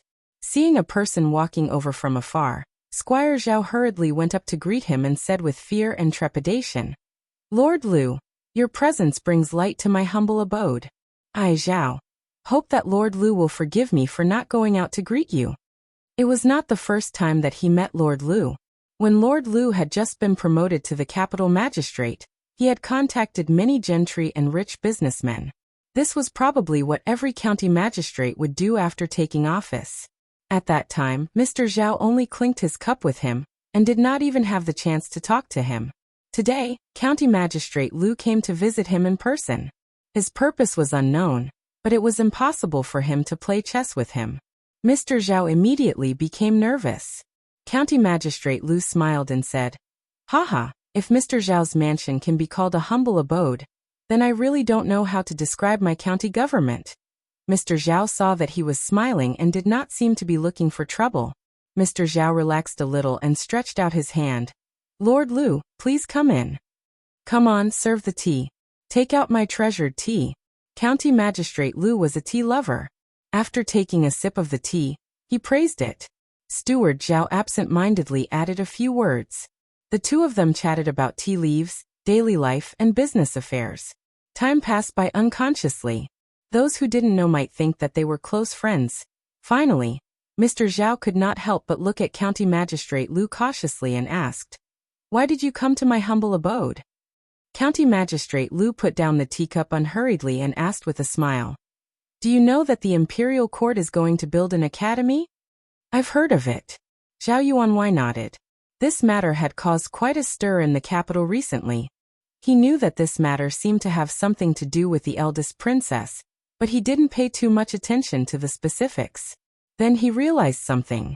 He looked at County Magistrate Lu and asked, Lord Lu, what do you mean? To tell you the truth, we've encountered some difficulties in raising funds for the academy. County Magistrate Lu looked at Squire Zhao with a smile and asked, I wonder if Squire Zhao is willing to be generous and do something for the poor students in the world. Zhao Yuanwei was taken aback. Poor students? Poor students? What did it have to do with him? Why did he have to be so generous? It turned out that this Lord Lu had come today to ask him to donate money. The Zhao family was indeed rich, but this money did not grow on trees. Why should he donate it? A trace of dissatisfaction flashed in the depths of Zhao Yuanwei's eyes, but he didn't show it. The smile on his face became brighter and he said, Of course I'm willing. I've always wanted to do something for the country. Zhao Fu, go to the accountant and get 100 taels of silver. 100 taels of silver was not much for him. It wouldn't cost him much, and he could give this Lord Lu an explanation. He didn't refuse at all. It was not a wise choice to offend County Magistrate Lu for a little money, so he simply set the amount so that County Magistrate Lu wouldn't ask again. County Magistrate Lu still had a smile on his face and said, On behalf of the poor students in the world, I thank Squire Zhao in advance. Zhao Yuanwei nodded repeatedly, It's my pleasure. The housekeeper of the Zhao family quickly took out 100 taels of silver, and naturally a runner helped to accept it. I still have something to do, so I'll leave first. County Magistrate Lu and Zhao Yuanwei exchanged some polite words, and then stood up to leave. Zhao Yuanwei stood up and said, See Lord Lu off. Although he lost 100 taels of silver in vain, it was worth it to see this bodhisattva off. If it weren't for the fact that I really can't take out so much silver, I would like to donate more. When they walked to the gate of the mansion, County Magistrate Lu shook his head and said, Squire Su from the south of the city donated 3,000 taels of silver to a library for the academy. Shopkeeper Zhang from the north of the city donated 1,000 taels of silver to a school. I'm afraid both of them have the opportunity to be listed on the academy stele. I'm very envious. Academy stele. Dare I ask, what is an academy stele? Zhao Yuanwei didn't hear him mention this matter just now, so he asked doubtfully. County Magistrate Lu smiled and explained, To build so many academies in various places, a large amount of silver is needed. The National Treasury can't take out so much money in a short time, so we can only collect donations from various places. When Squire Su donated to the library, a stele will be erected in front of the library. It will clearly state who donated it, so that the students will remember who gave them books to study and whose kindness they should be indebted to. In front of the school donated by shopkeeper Zhang, there will also be a similar stele. As for the academy stele, it will be erected in front of the entire academy. You will see it before you enter the gate. It is personally written by His Majesty. Anyone who has contributed to the academy can be nominated on the academy stele. The purpose is to let the students remember who gave them everything they have. Unfortunately, the academy stele will only be erected once. After this time, unless one has made an extremely significant contribution to the academy, it will be impossible to be nominated.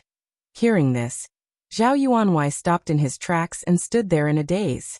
This Sir Lu didn't mention this to him just now. He, Zhao Ritian, had spent half of his life in business. It was fine if people looked down on him, but he didn't want his children and grandchildren to be like this. He didn't want his children to be unable to hold their heads up high forever, and never be able to walk with their backs straight. Therefore he didn't mind spending a lot of money to hire the best teachers for his son, buying the best paper and pens. He even hired 4 study companions. Wasn't it all for the sake of his son's future success, to pass the imperial examinations, and for the Zhao family to get rid of the shadow of being a family of merchants? Why did he do all this? Wasn't it for fame? Donating to the school, donating to the library, and carving his name on the stele in front of the academy. That stele was personally written by His Majesty? From today onwards, Who would dare to look down on him, Zhao Ritian? Who would dare to be dissatisfied? If you have the ability, why don't you carve your name on the steel and let His Majesty personally write it? That was an academy, after all. Who knew how many people who graduated from there would achieve success and fame in the future, soaring into the sky with a single leap?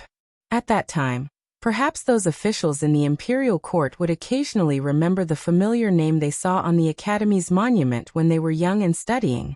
Zhao Ritian. Even if there was only one person who remembered it, it was enough for him and the Zhao family. Not to mention how much those high-ranking officials would remember the kindness of the past.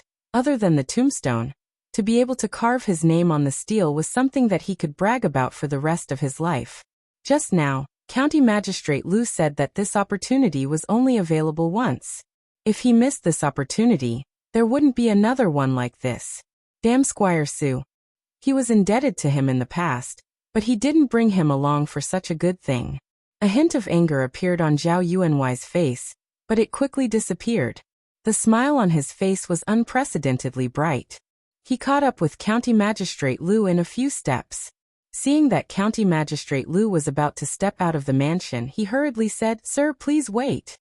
County Magistrate Lu looked back at him and smiled. "Oh, Squire Zhao, is there anything else?"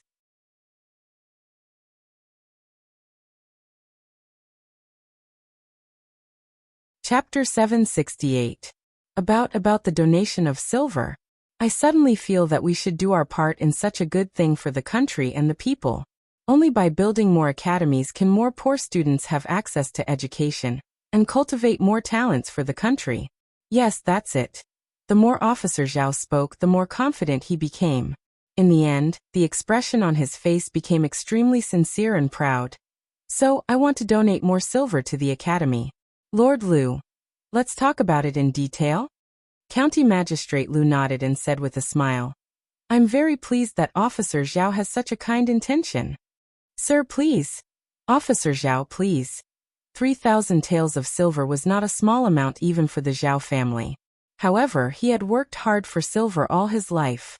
At this moment, silver itself was not so important to him. When one reached such a position, he would understand that some things couldn't be bought with silver. Some things couldn't be solved with silver. Therefore, after thinking for a long time, he gave another number.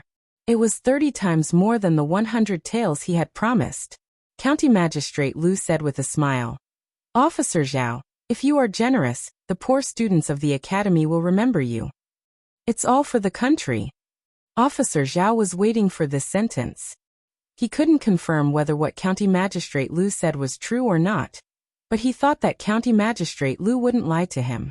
After all, County Magistrate Lu was a high-ranking official and couldn't lie to him. "There's one more thing I need to ask of Officer Zhao," County Magistrate Lu said while looking at him. "Sir, please speak your mind. I'm not familiar with the rich merchants around the capital city. I hope Officer Zhao can visit them. After all, one person's strength is limited. If there are more people as generous as Officer Zhao, of course. Don't worry, I'll take care of it." Officer Zhao answered repeatedly with a burst of ecstasy in his heart. The importance of this matter was self-evident. County Magistrate Lu actually entrusted this important task to him. If he could handle this matter well and properly, he would have a say in the county magistrate's office in the future, let alone in the long run. This was something that couldn't be bought with 3,000 taels of silver. No matter how he looked at it, he wouldn't lose money. Of course, at the same time, he thought of another matter. The Zhao family did have some money, but they were not arrogant enough to think that the Zhao family was the wealthiest merchant in the capital. Once everyone gathered and learned the truth, wouldn't they all rush to donate money? At that time, it would be hard to say if his name would still be left on the academy steel. After all, he believed that those people wouldn't reject the opportunity to leave their names behind. Of course, he had just confirmed with County Magistrate Lu that after the funds of an academy were collected, the rest would be used to build other academies. This academy couldn't be named, but there would always be others. But for the sake of safety, he had to be careful. He waved his hand at the housekeeper and said, "Go to the accounts room and withdraw 2,000 taels of silver." When he returned to the chess room again, his friend could not wait any longer. County Magistrate Lu, what brings you here? A stout middle-aged man looked at him and asked with great surprise, when did you know County Magistrate Lu? Zhao Yuanwei smiled mysteriously and said, let's not rush this matter. I have something great to tell you. As expected of Lord Li, County Magistrate Lu walked out of the Zhao mansion, sighed and murmured, brilliant, really brilliant. The 5,000, to be precise, it should be 5,100 taels of silver. It was as easy as blowing off dust. He didn't even need to say anything, and the other party would take the initiative to come to him, as if afraid that he wouldn't accept it. It was even easier than robbing. He knew how cold the officials from the Ministry of Rights were treated when they went to visit each and every one of them. It was really a world of difference. Moreover, after walking out of the Zhao mansion, he thought of a more important thing. It was true that merchants loved their names, but some people seemed to love their names even more. In just a few days, the entire capital city would once again be bustling with noise and excitement. A yamen runner stood behind him and asked, Lord, where are we going now? To the Su Mansion. Which Su Mansion? Su Mansion in the south of the city. An hour later, a fat man with a protruding belly and a face full of fat sent County Magistrate Lu out of the mansion and said with a smile, Take care, Lord. When he turned his head, his face instantly became gloomy. Damn, such an important thing. Surname Zhao actually didn't tell me. Behind County Magistrate Lu, the yamen runner still understood and said with a smile, Lord, I know. Let's go to shopkeeper Zhang's mansion now. Hee father, you lost again. The proud Lolita jumped up from her seat and shouted happily. If she won 10 games against her father, she could go out of the palace to play once. If she won 20 games against her father, she could also bring Yongning. Therefore, she now played chess with her father every day. She had saved up for many days.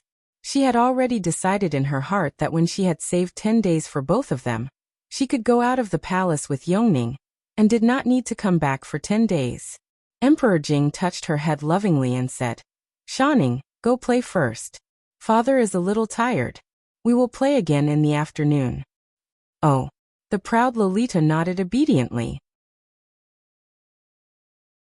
Although she also wanted to save enough time to go out of the palace earlier, her father's health was not good.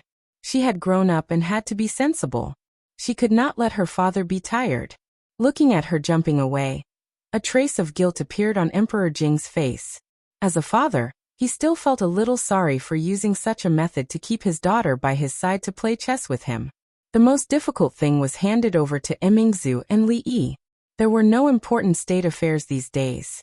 It was not easy to have a few days of leisure, but his heart was still worried about some things. He put away the chess pieces and asked, What has Emingzu been doing these days? Her Highness has been in the palace. Changda's voice came over. Apart from practicing every day, there is no. Oh, by the way, Her Highness is still learning to cook. Cooking? There was some doubt in Emperor Jing's voice. Emingzu liked to play with knives and swords since she was a child, but it was definitely not a kitchen knife. When did she become interested in these things? Yes, cooking. Changda nodded and said. She often asks the catering bureau to send things over to make soup and so on. Emperor Jing was puzzled for a moment, and no longer thought about these things. He asked, What about Li Yi? At home, he goes out occasionally, but it is to accompany his wife for a walk. Emperor Jing frowned and murmured, What are they doing?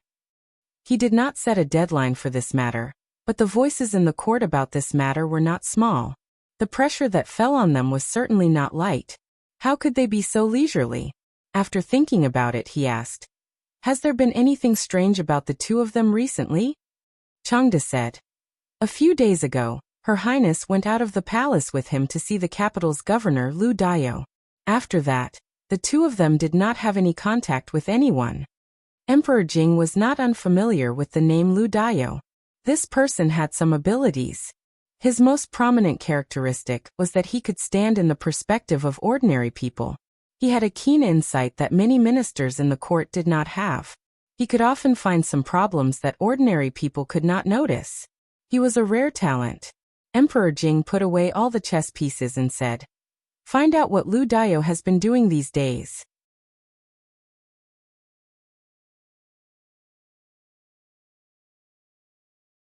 Chapter 769. The Secret Intelligence Department was the most feared institution among the officials. The 6 ministries and the Prime Minister had no right to order them around. They were directly responsible to the Emperor. Everyone knew about the Secret Intelligence Department, but it was still mysterious in the eyes of the officials. No one knew if any of the maids, servants, or even the concubines he had just married last night were spies from the Secret Intelligence Office. Of course, no one knew the specifics. In any case, that was what was being said outside. Everyone talked about the Secret Intelligence Bureau as if it was a miracle, but whether it was the common people or the officials, no one was able to see its true colors. But one thing was certain. It was easy for the Secret Intelligence Department to investigate anything. They could clearly find out whether the bump on Magistrate Lu Daio's head was hit on the corner of the table when he was dozing off, or when he was having sex with his concubine last night. Not long after Changde left, he came out again with a secret letter.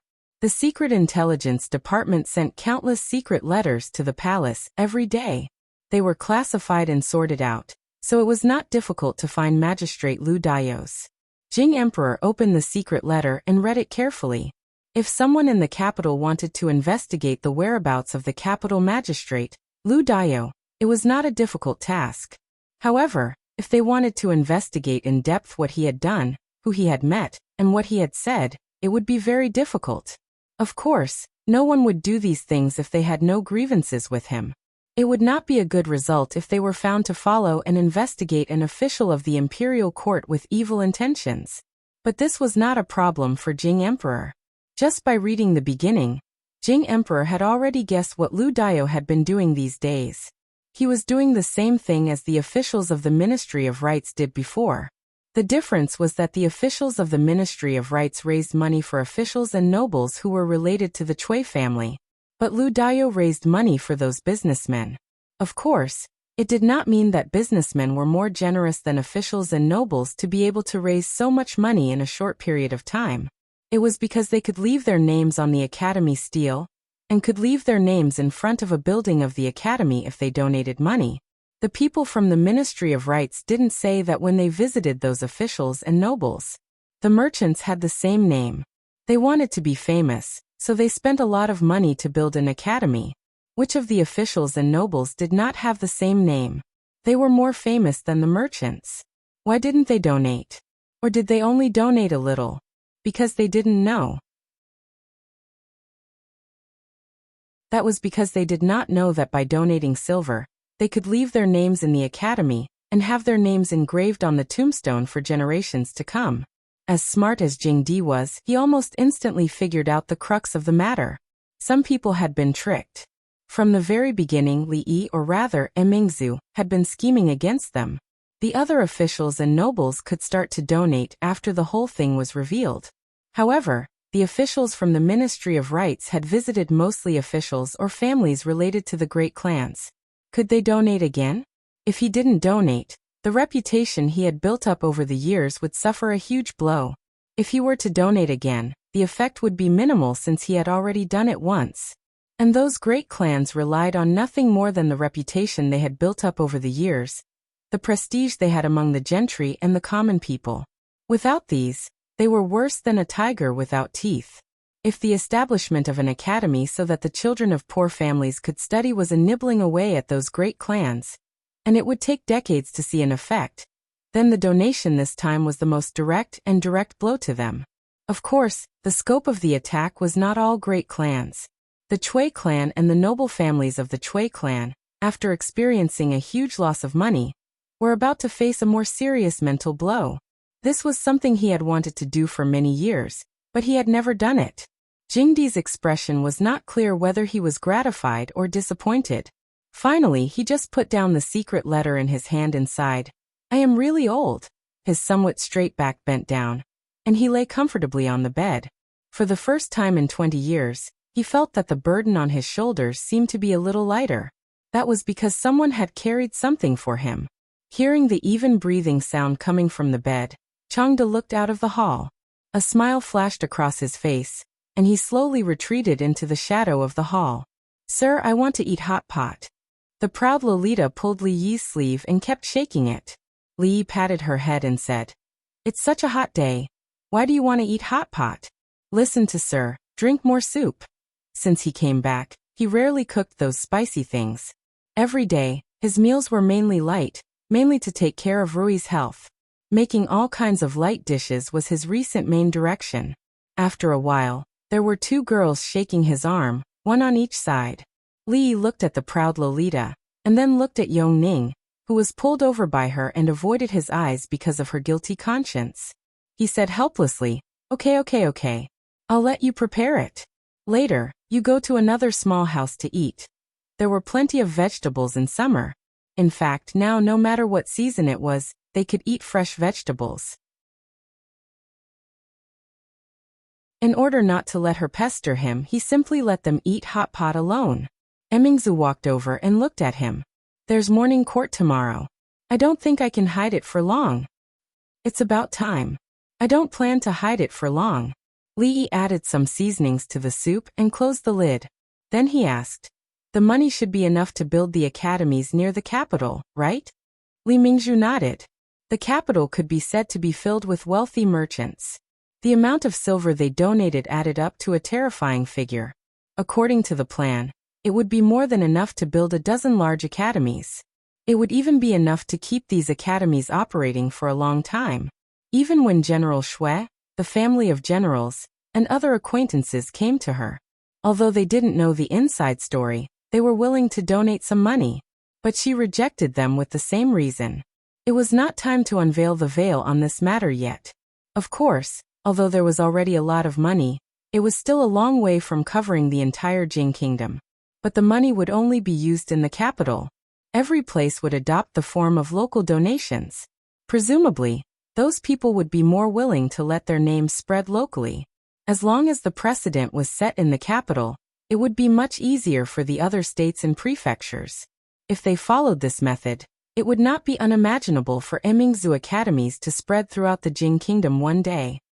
After tomorrow, we should receive more money. The amount will be very large. How to spend it is a problem. This is just the beginning. In the future, the scope will be wider and there will be more money.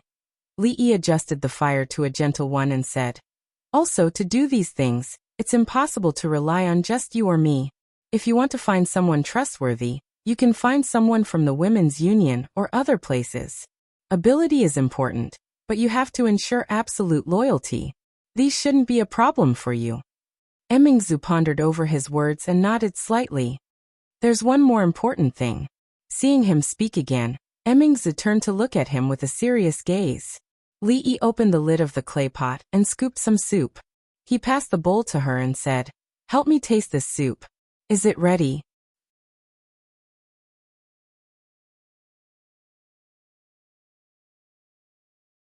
Chapter 770.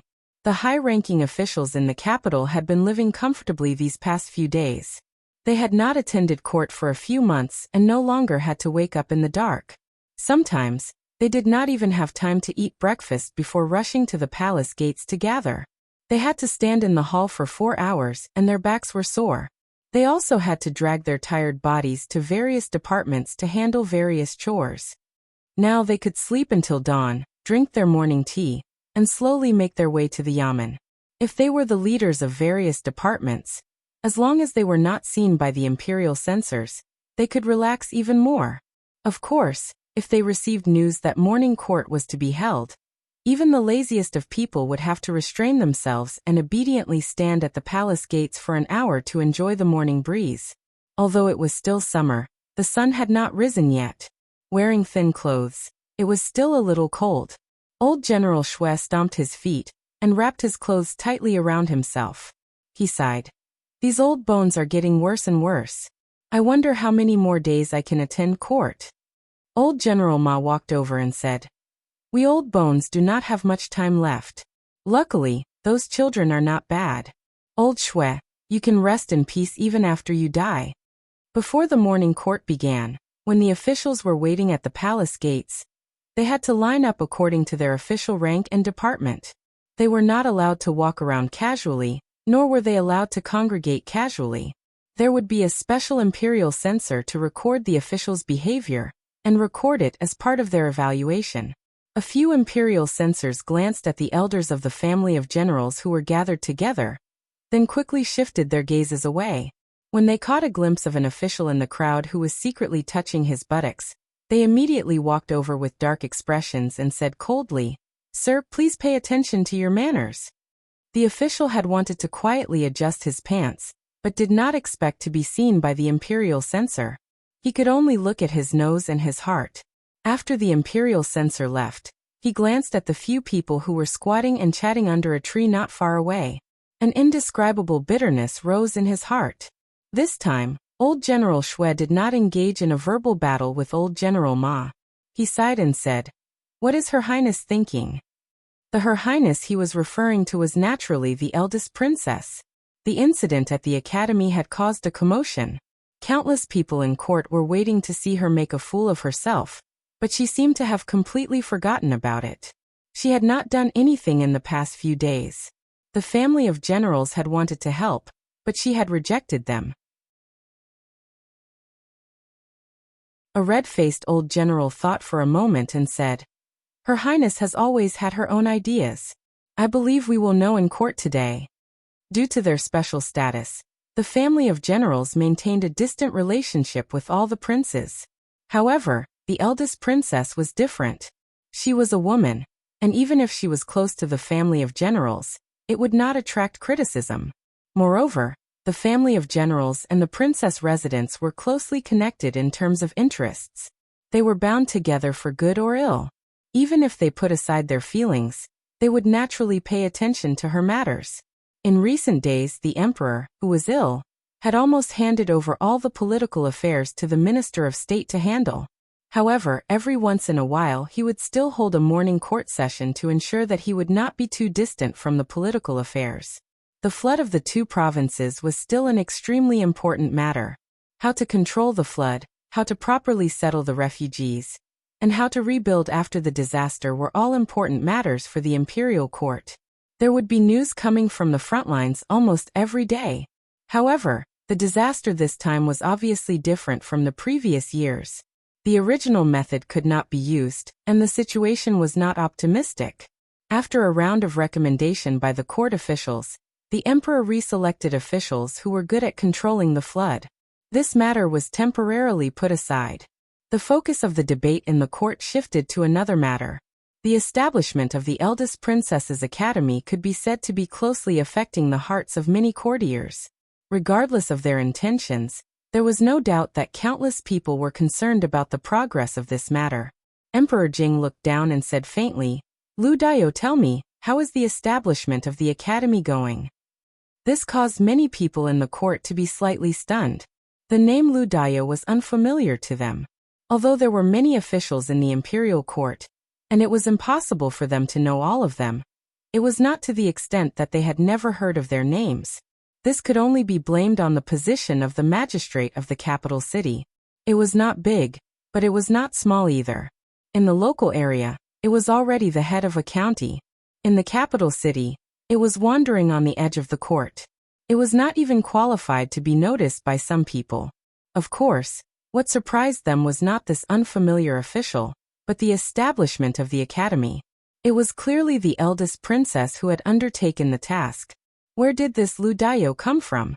Seeing a person coming out from the back, many people were already thinking about something.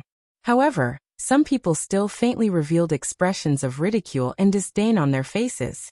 From their point of view, this kind of matter was simply impossible.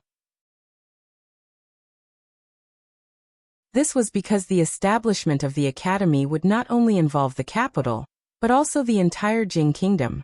Even the national treasury would not be able to take out so much silver. Lu Dao stepped forward and said respectfully, "Your Majesty, so far, a total of more than 500,000 taels of silver has been raised. 13 academies in the capital city are already under construction. 500,000 taels of silver." This number still made many people's hearts skip a beat. This was not a small number. Everyone knew that when the Ministry of Rights raised money, they hit a wall at every turn. Not to mention 500,000 taels of silver, they could not even raise 5,000 taels of silver. In just a few days, Where did this 500,000 taels of silver come from? They heard clearly that Lu Dayo said raise money, which meant that this money was not allocated by the national treasury. Where did they raise it from? Their doubts did not last long. Lu Dayo had already continued. Most of these 500,000 taels of silver were donated by the merchants in the capital city. I have already followed your majesty's instructions and ordered people to build a stone tablet. Once the academy is built, the stone tablet with the names of the donors will be erected in front of the academy, so that the students and the people will remember their contributions to the academy. As Lu Dayo spoke slowly, the expressions of many officials in the imperial court changed from confusion and astonishment to shock and fear. How could such a thing happen? Those people were only lowly merchants. What right did they have to carve their names on the tablet for the students and the people to revere and pass down from generation to generation? And after today, what would the people of the world think of them? Even merchants knew to contribute to the country. How could they, the aristocratic families that had been passed down from generation to generation, not know? One had to know that, unlike the ordinary officials in the imperial court, the reputation of their families had been accumulated bit by bit. They loved the people and were kind and charitable. They had accumulated bit by bit over decades. With that stone tablet erected in front of the academy, the reputation and fame that they had painstakingly accumulated was all gone. Bah, what aristocratic families! They were not even as good as merchants. How would they have the face to call themselves aristocratic families in the future? In particular, the true aristocratic families were able to stand for hundreds of years without falling. They relied on the terrifying reputation that they had accumulated over a long period of time. If even their reputation was gone, and they had even abandoned the trust of the people and the aristocratic families, no matter how large a family was, it would still be at the end of its road. This simple stone tablet had left these aristocratic families with no other choice. Donate, they had to donate. Lost money could be earned again, but lost reputation was irreversible. Of course, some people's choices were very simple, while others were more difficult. For example, the officials of the Ministry of Rights had visited. If they didn't donate, they would definitely be reviled by the people. If the merchants donated, the other aristocratic families would also donate, which would expose them. In the future, would they still have a foothold in the capital city and the Jing Kingdom? Donate, how much should they donate? They had previously donated dozens or hundreds of taels of silver, and even had a very unpleasant relationship with the officials of the Ministry of Rights. If they went up to donate again with a straight face, how would they have any face left? Even if they donated, they wouldn't have much face left. It was obviously a remedial measure, which would make people despise them even more. So here came the problem. Should they donate or not? At this moment, they had never hated the officials of the Ministry of Rights so much.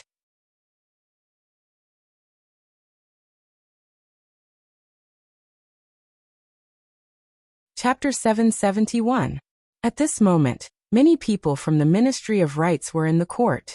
Feeling the resentful gazes around them, they groaned inwardly and felt extremely wronged. They were the ones who did it, but they were also following orders. The fundraising was ordered by the eldest princess, and the withdrawal was ordered by imperial concubine Shui. If they could persist until the end, it would be fine. Even if they would offend so many people, offending a few people was nothing compared to the huge credit they would get for helping the establishment of the academy. However, the problem was that they gave up halfway. He had offended so many officials and clans for no good reason, and all the credit had been snatched away by that Lu Dayo. He had really suffered a great loss on this errand. If they had known that the eldest princess and His Majesty had such a plan, they would not have pulled themselves out of this matter perhaps. This method was only thought of by the princess after they left? It was also possible that the princess already had this plan, and wanted them to withdraw voluntarily. How could it be? They had no grudges against the princess. Her Highness did not have to deal with them like this. At this moment, there was nothing but depression in their hearts. The morning court session ended very early. As soon as Lu Dayo walked out of the hall, he was surrounded by numerous people. Lord Lu, please wait, please wait. Your Excellency Lu, I am also willing to contribute to the Academy's fundraising. Lord Lu, I wonder if you have time today. How about we talk about the Academy's fundraising in detail? Lu Dao finally enjoyed the feeling of being surrounded by stars. Even after being promoted to the capital commander, he did not expect that there would be so many high-ranking officials of the imperial court surrounding him with smiles. He could not help but feel a little smug. However, he knew that this was not the time to be complacent. He calmed down and said in a low voice, "Don't worry, everyone. This is not the place to talk. If you want to donate, please send someone to the government office to register as soon as possible." Old General Shui stood at the door of the hall and looked at Lu Dao, who was surrounded by people. He stroked his beard and said, "Your Highness's method is brilliant, really brilliant. Why didn't I think that there would be such a marvelous technique?" Old General Ma sighed and said, "It was originally a matter of asking for help, but it has been completely reversed. Countless people are fighting to donate money. This method is not only suitable for the capital, it is applicable everywhere. Even the local academies can be built using this method. The world is full of people who cherish their names. Wonderful, wonderful." The eldest princess had a special identity.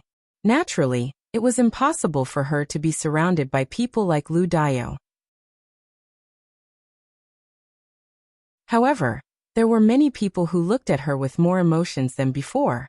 Even though she had done many things that men couldn't do before, they couldn't help but look down on her because of her gender. However, after this incident, no matter who it was, they had to seriously retract their underestimation of her. Some people even rejoiced in their hearts. Fortunately, she was a woman. Fortunately, she was only a princess. If she were a prince, it would be enough to make all the brothers who had a chance of inheriting the throne, including the king of Shu, lose all hope. No matter how many things she had done, how great her reputation was, and how much power she held in her hands, at the end of the day, she was just a woman. Li Yi learned of this news in the afternoon when Wang Yong came to visit him at home. Wang Yong's visit this time was not to discuss business, nor was it to specifically tell him about these things. He was just implicitly asking if he could leave a good spot for the Wang family on the academy steal. Of course he could. The academy was the child of him and the eldest princess. As a father, he could still make the decision on this matter. It was not only because the Wang family was Li Xian's father-in-law, but also because the Li family and the Wang family had a friendly working relationship. Without knowing it, the Wang family was willing to donate 100,000 taels of silver to support him and the eldest princess's unborn child. This was a favor that could not be easily repaid. Li looked at him and asked, "The Wang family donated 200,000 taels of silver to the academy. It is enough to leave a name in all the academies in the capital. However, Brother Wang, do you think it is enough?" Wang Yong was stunned and asked, "Brotherly, what do you mean?" For example, part of the 200,000 taels of silver could be used as a reward for outstanding students. On the one hand, it could help the poor students improve their lives, and on the other hand, it could stimulate them to study hard.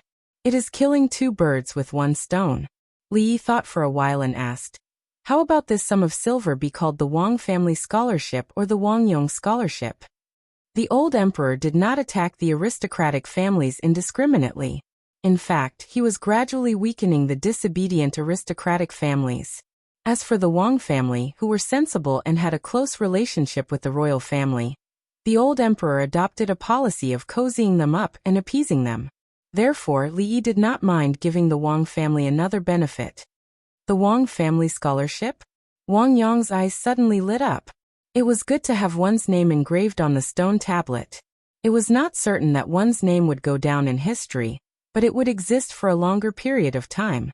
This scholarship, which he had never heard of before, was obviously another great thing for the Wang family.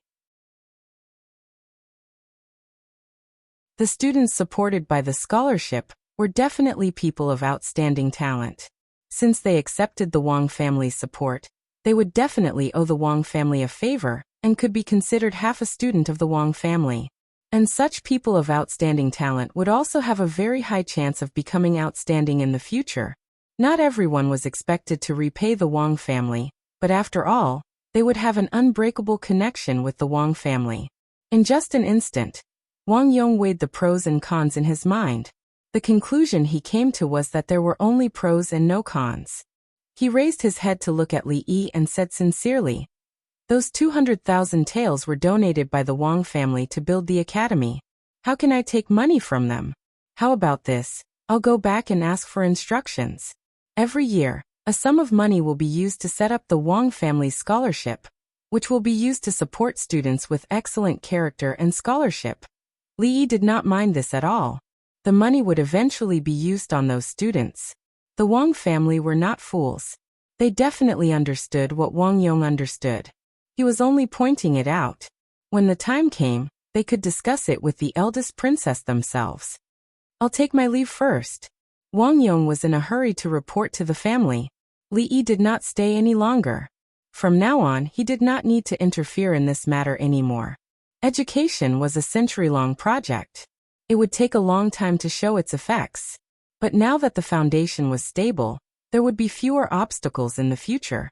He had written down everything about the academy in great detail on a piece of paper. Her Highness just had to follow the prescribed order. Of course, she still had to control some of the details herself. Li Yi did not want to arrange everything for her. She was able to handle the women's union, various businesses, and the affairs of the women's college so perfectly. It was enough to show her ability. There would be more things she had to decide and deal with in the future. She could not become dependent. Li Yi needed to extinguish the seeds that had just arisen as soon as possible. Li Yi stared blankly in a certain direction. When he made this happen, he actually did not feel much of a sense of achievement. Instead, he was a little hesitant. This was after all his wishful thinking. He could not tell anyone, including her. But no one knew better than him how difficult and long this path would be. Whether it could be replicated was still unknown. If things did not develop in the direction he had planned, it would be more harmful than beneficial for her to have such power and resources in her hands. Most importantly, before the old emperor passed away, he did not think he could help her reach that step. That day would come sooner or later. Who would be the new emperor? What would her future be like? Yongning Shaning. If that day really came, he would definitely take Yongning away. The proud Lolita was also worried. The palace was not a place she should stay. She would be unhappy for the rest of her life. As for the eldest princess, she would not leave. What should he do? Rob her? But he could not defeat her. What a headache. What are you thinking about? A familiar voice came from the front. Li looked up and saw Mingzu walking in. He pointed to the opposite side and said, "Sit." Li Mingzhu sat down opposite him and thought of the way he looked at her just now. In that instant, his gaze seemed to contain something very strong, something that she could not describe with words. Her heart was slightly flustered. "What were you thinking about?" she asked subconsciously. "Nothing." Li Yi poured a cup of tea and handed it over. He said, "Let's talk." "What do you want to talk about?" She looked up at Li Yi. "Just talk." Li Yi looked at her and said, "Like life, ideals, and so on."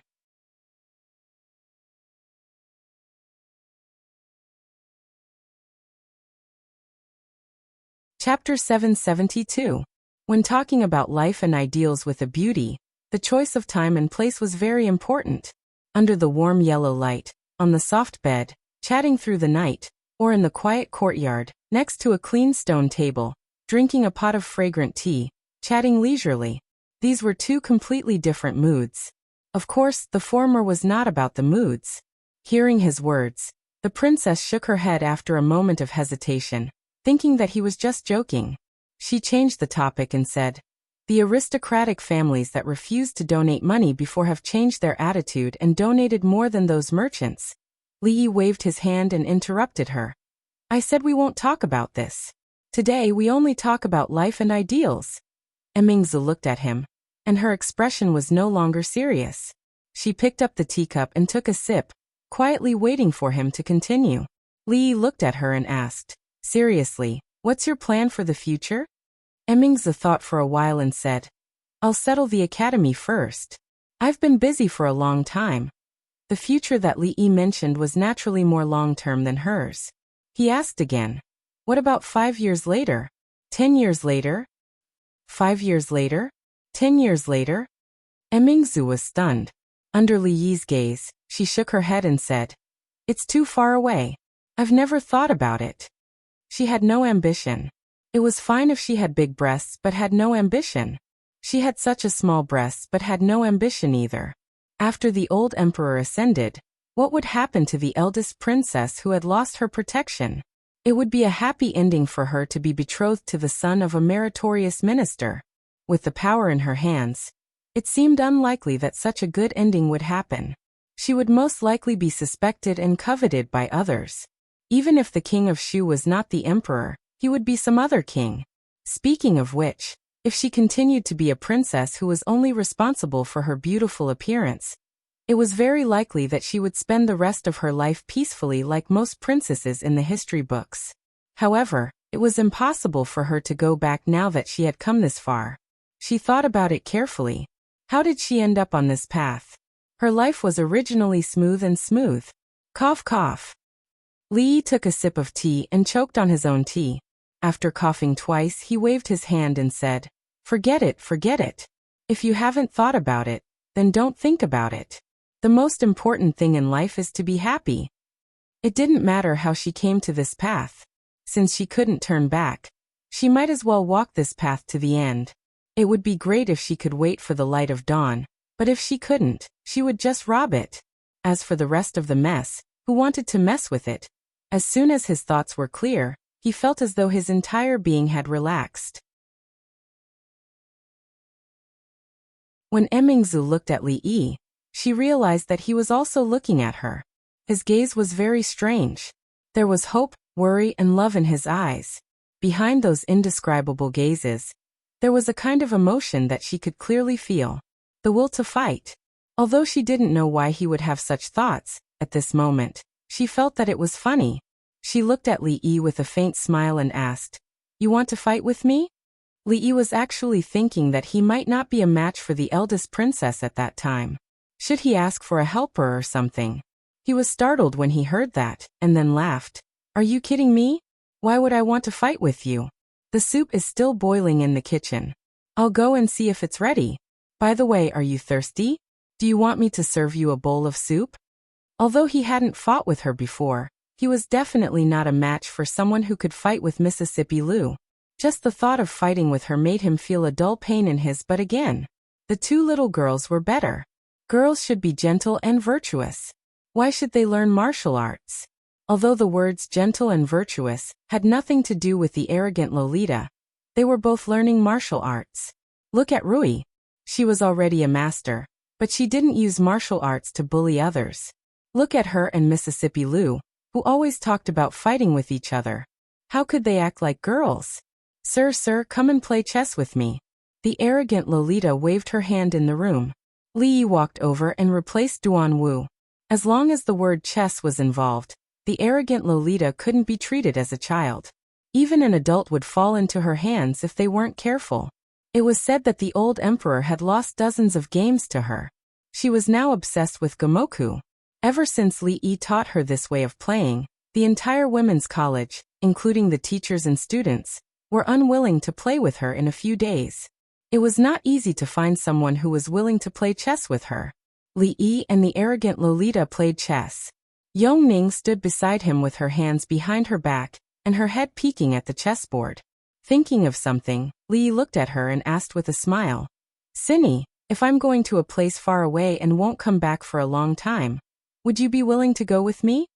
The little girl was stunned for a moment. The expression on her little face immediately became nervous. She pulled Li Yi's arm and asked hurriedly, "Where are you going?" "A place far away from here. There might be no rocking cars, no merry-go-round, no delicious food, no fun. Wherever Big Brother goes, Xani will go." Before Li Yi could finish, the little girl hugged his arm and said with a serious face. She clenched her fists tightly, as though she was worried that Li Yi would disappear if she let go. With her small heart, she could not imagine what the world would be like without her brother. No one would tell her the story of the beautiful sheep, and no one would understand what she said. They would think that Cindy was crazy, a bad child who lied. She was not willing to go back to the past. Li touched her head lovingly and hugged her in his arms. He said, "Don't worry, wherever I go, I will bring Cindy."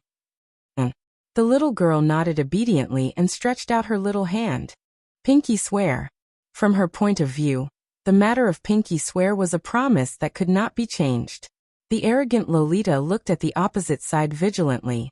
Sir always said things that she did not understand to Yong Ning. Just now he said that he was going to leave and pinky swear, but he did not say anything to her. Could it be that they wanted to elope behind my back? She looked at Li Yi and did not even call him sir anymore. She asked suspiciously, "Where are you going?" Li Yi looked at her and asked, "We are going to a very far place. Does Shanning want to go?" Although Mr. Wang said that there was nothing delicious or fun in the place they were going to, she didn't believe it at all. As long as Mr. Wang was there was nothing delicious or fun. Even if there was nothing, Mr. Wang could make it appear just like before. However, if it was really far, her father would not agree. She hesitated and asked, "How far?" "Very, very far. It will take more than a month to walk out of the capital." The arrogant Lolita looked defeated. The farthest place she had been to was Sir's house. She could not imagine how far it would take more than a month to walk out of the capital. Her father would definitely not agree. She sighed and looked at Li Yi with some hidden bitterness in her eyes. "But father will not agree to me going to such a far place." Of course, Li Yi could not tell her that this was all after her father left. At that time, she would no longer be the carefree little princess she was now. She would have to face the ugliness of the adult world. Li Yi nodded and said, "Forget it. The place we are going to is very dangerous. We will have to fight mountain bandits and catch bandits with the heroes of Jianghu. You are a girl. It is better for you to stay in the palace." "Fight mountain bandits and catch bandits?" The arrogant Lolita suddenly widened her eyes and asked, "Like my royal sister, a heroine who catches bandits." She had admired 3 people since she was young. One was her father, one was her teacher, and the last one was her very, very powerful royal sister. When she heard that her royal sister left the palace to become a heroine and catch bandits, she was extremely envious and pestered her to tell her stories of chivalry. She had long thought that when she grew up to her royal sister, she would also leave the palace to become a heroine and travel the Jianghu, punishing evil and eliminating traitors. Li Yi nodded. They were both going to catch bandits, but what they were going to do in the future was much more exciting than catching bandits. Father will definitely not agree. The arrogant Lolita's eyes darted around as she muttered. At a certain moment, she suddenly grabbed Li Yi's arm and said with a face full of expectation, "How about we elope without father knowing?" Li Yi looked at her in shock. At a certain moment he suddenly felt very sinful. He felt like a bad uncle who kidnapped a little girl. You're tuning in to the Li Mei's Sword of Destiny YouTube channel. We're so grateful for your support, and don't forget to subscribe to join us on this incredible journey through captivating stories. Your generosity through donations truly makes a world of difference, as it's the primary source of revenue that allows me to expand and enhance this channel for you. Thank you from the bottom of my heart for being a part of this adventure.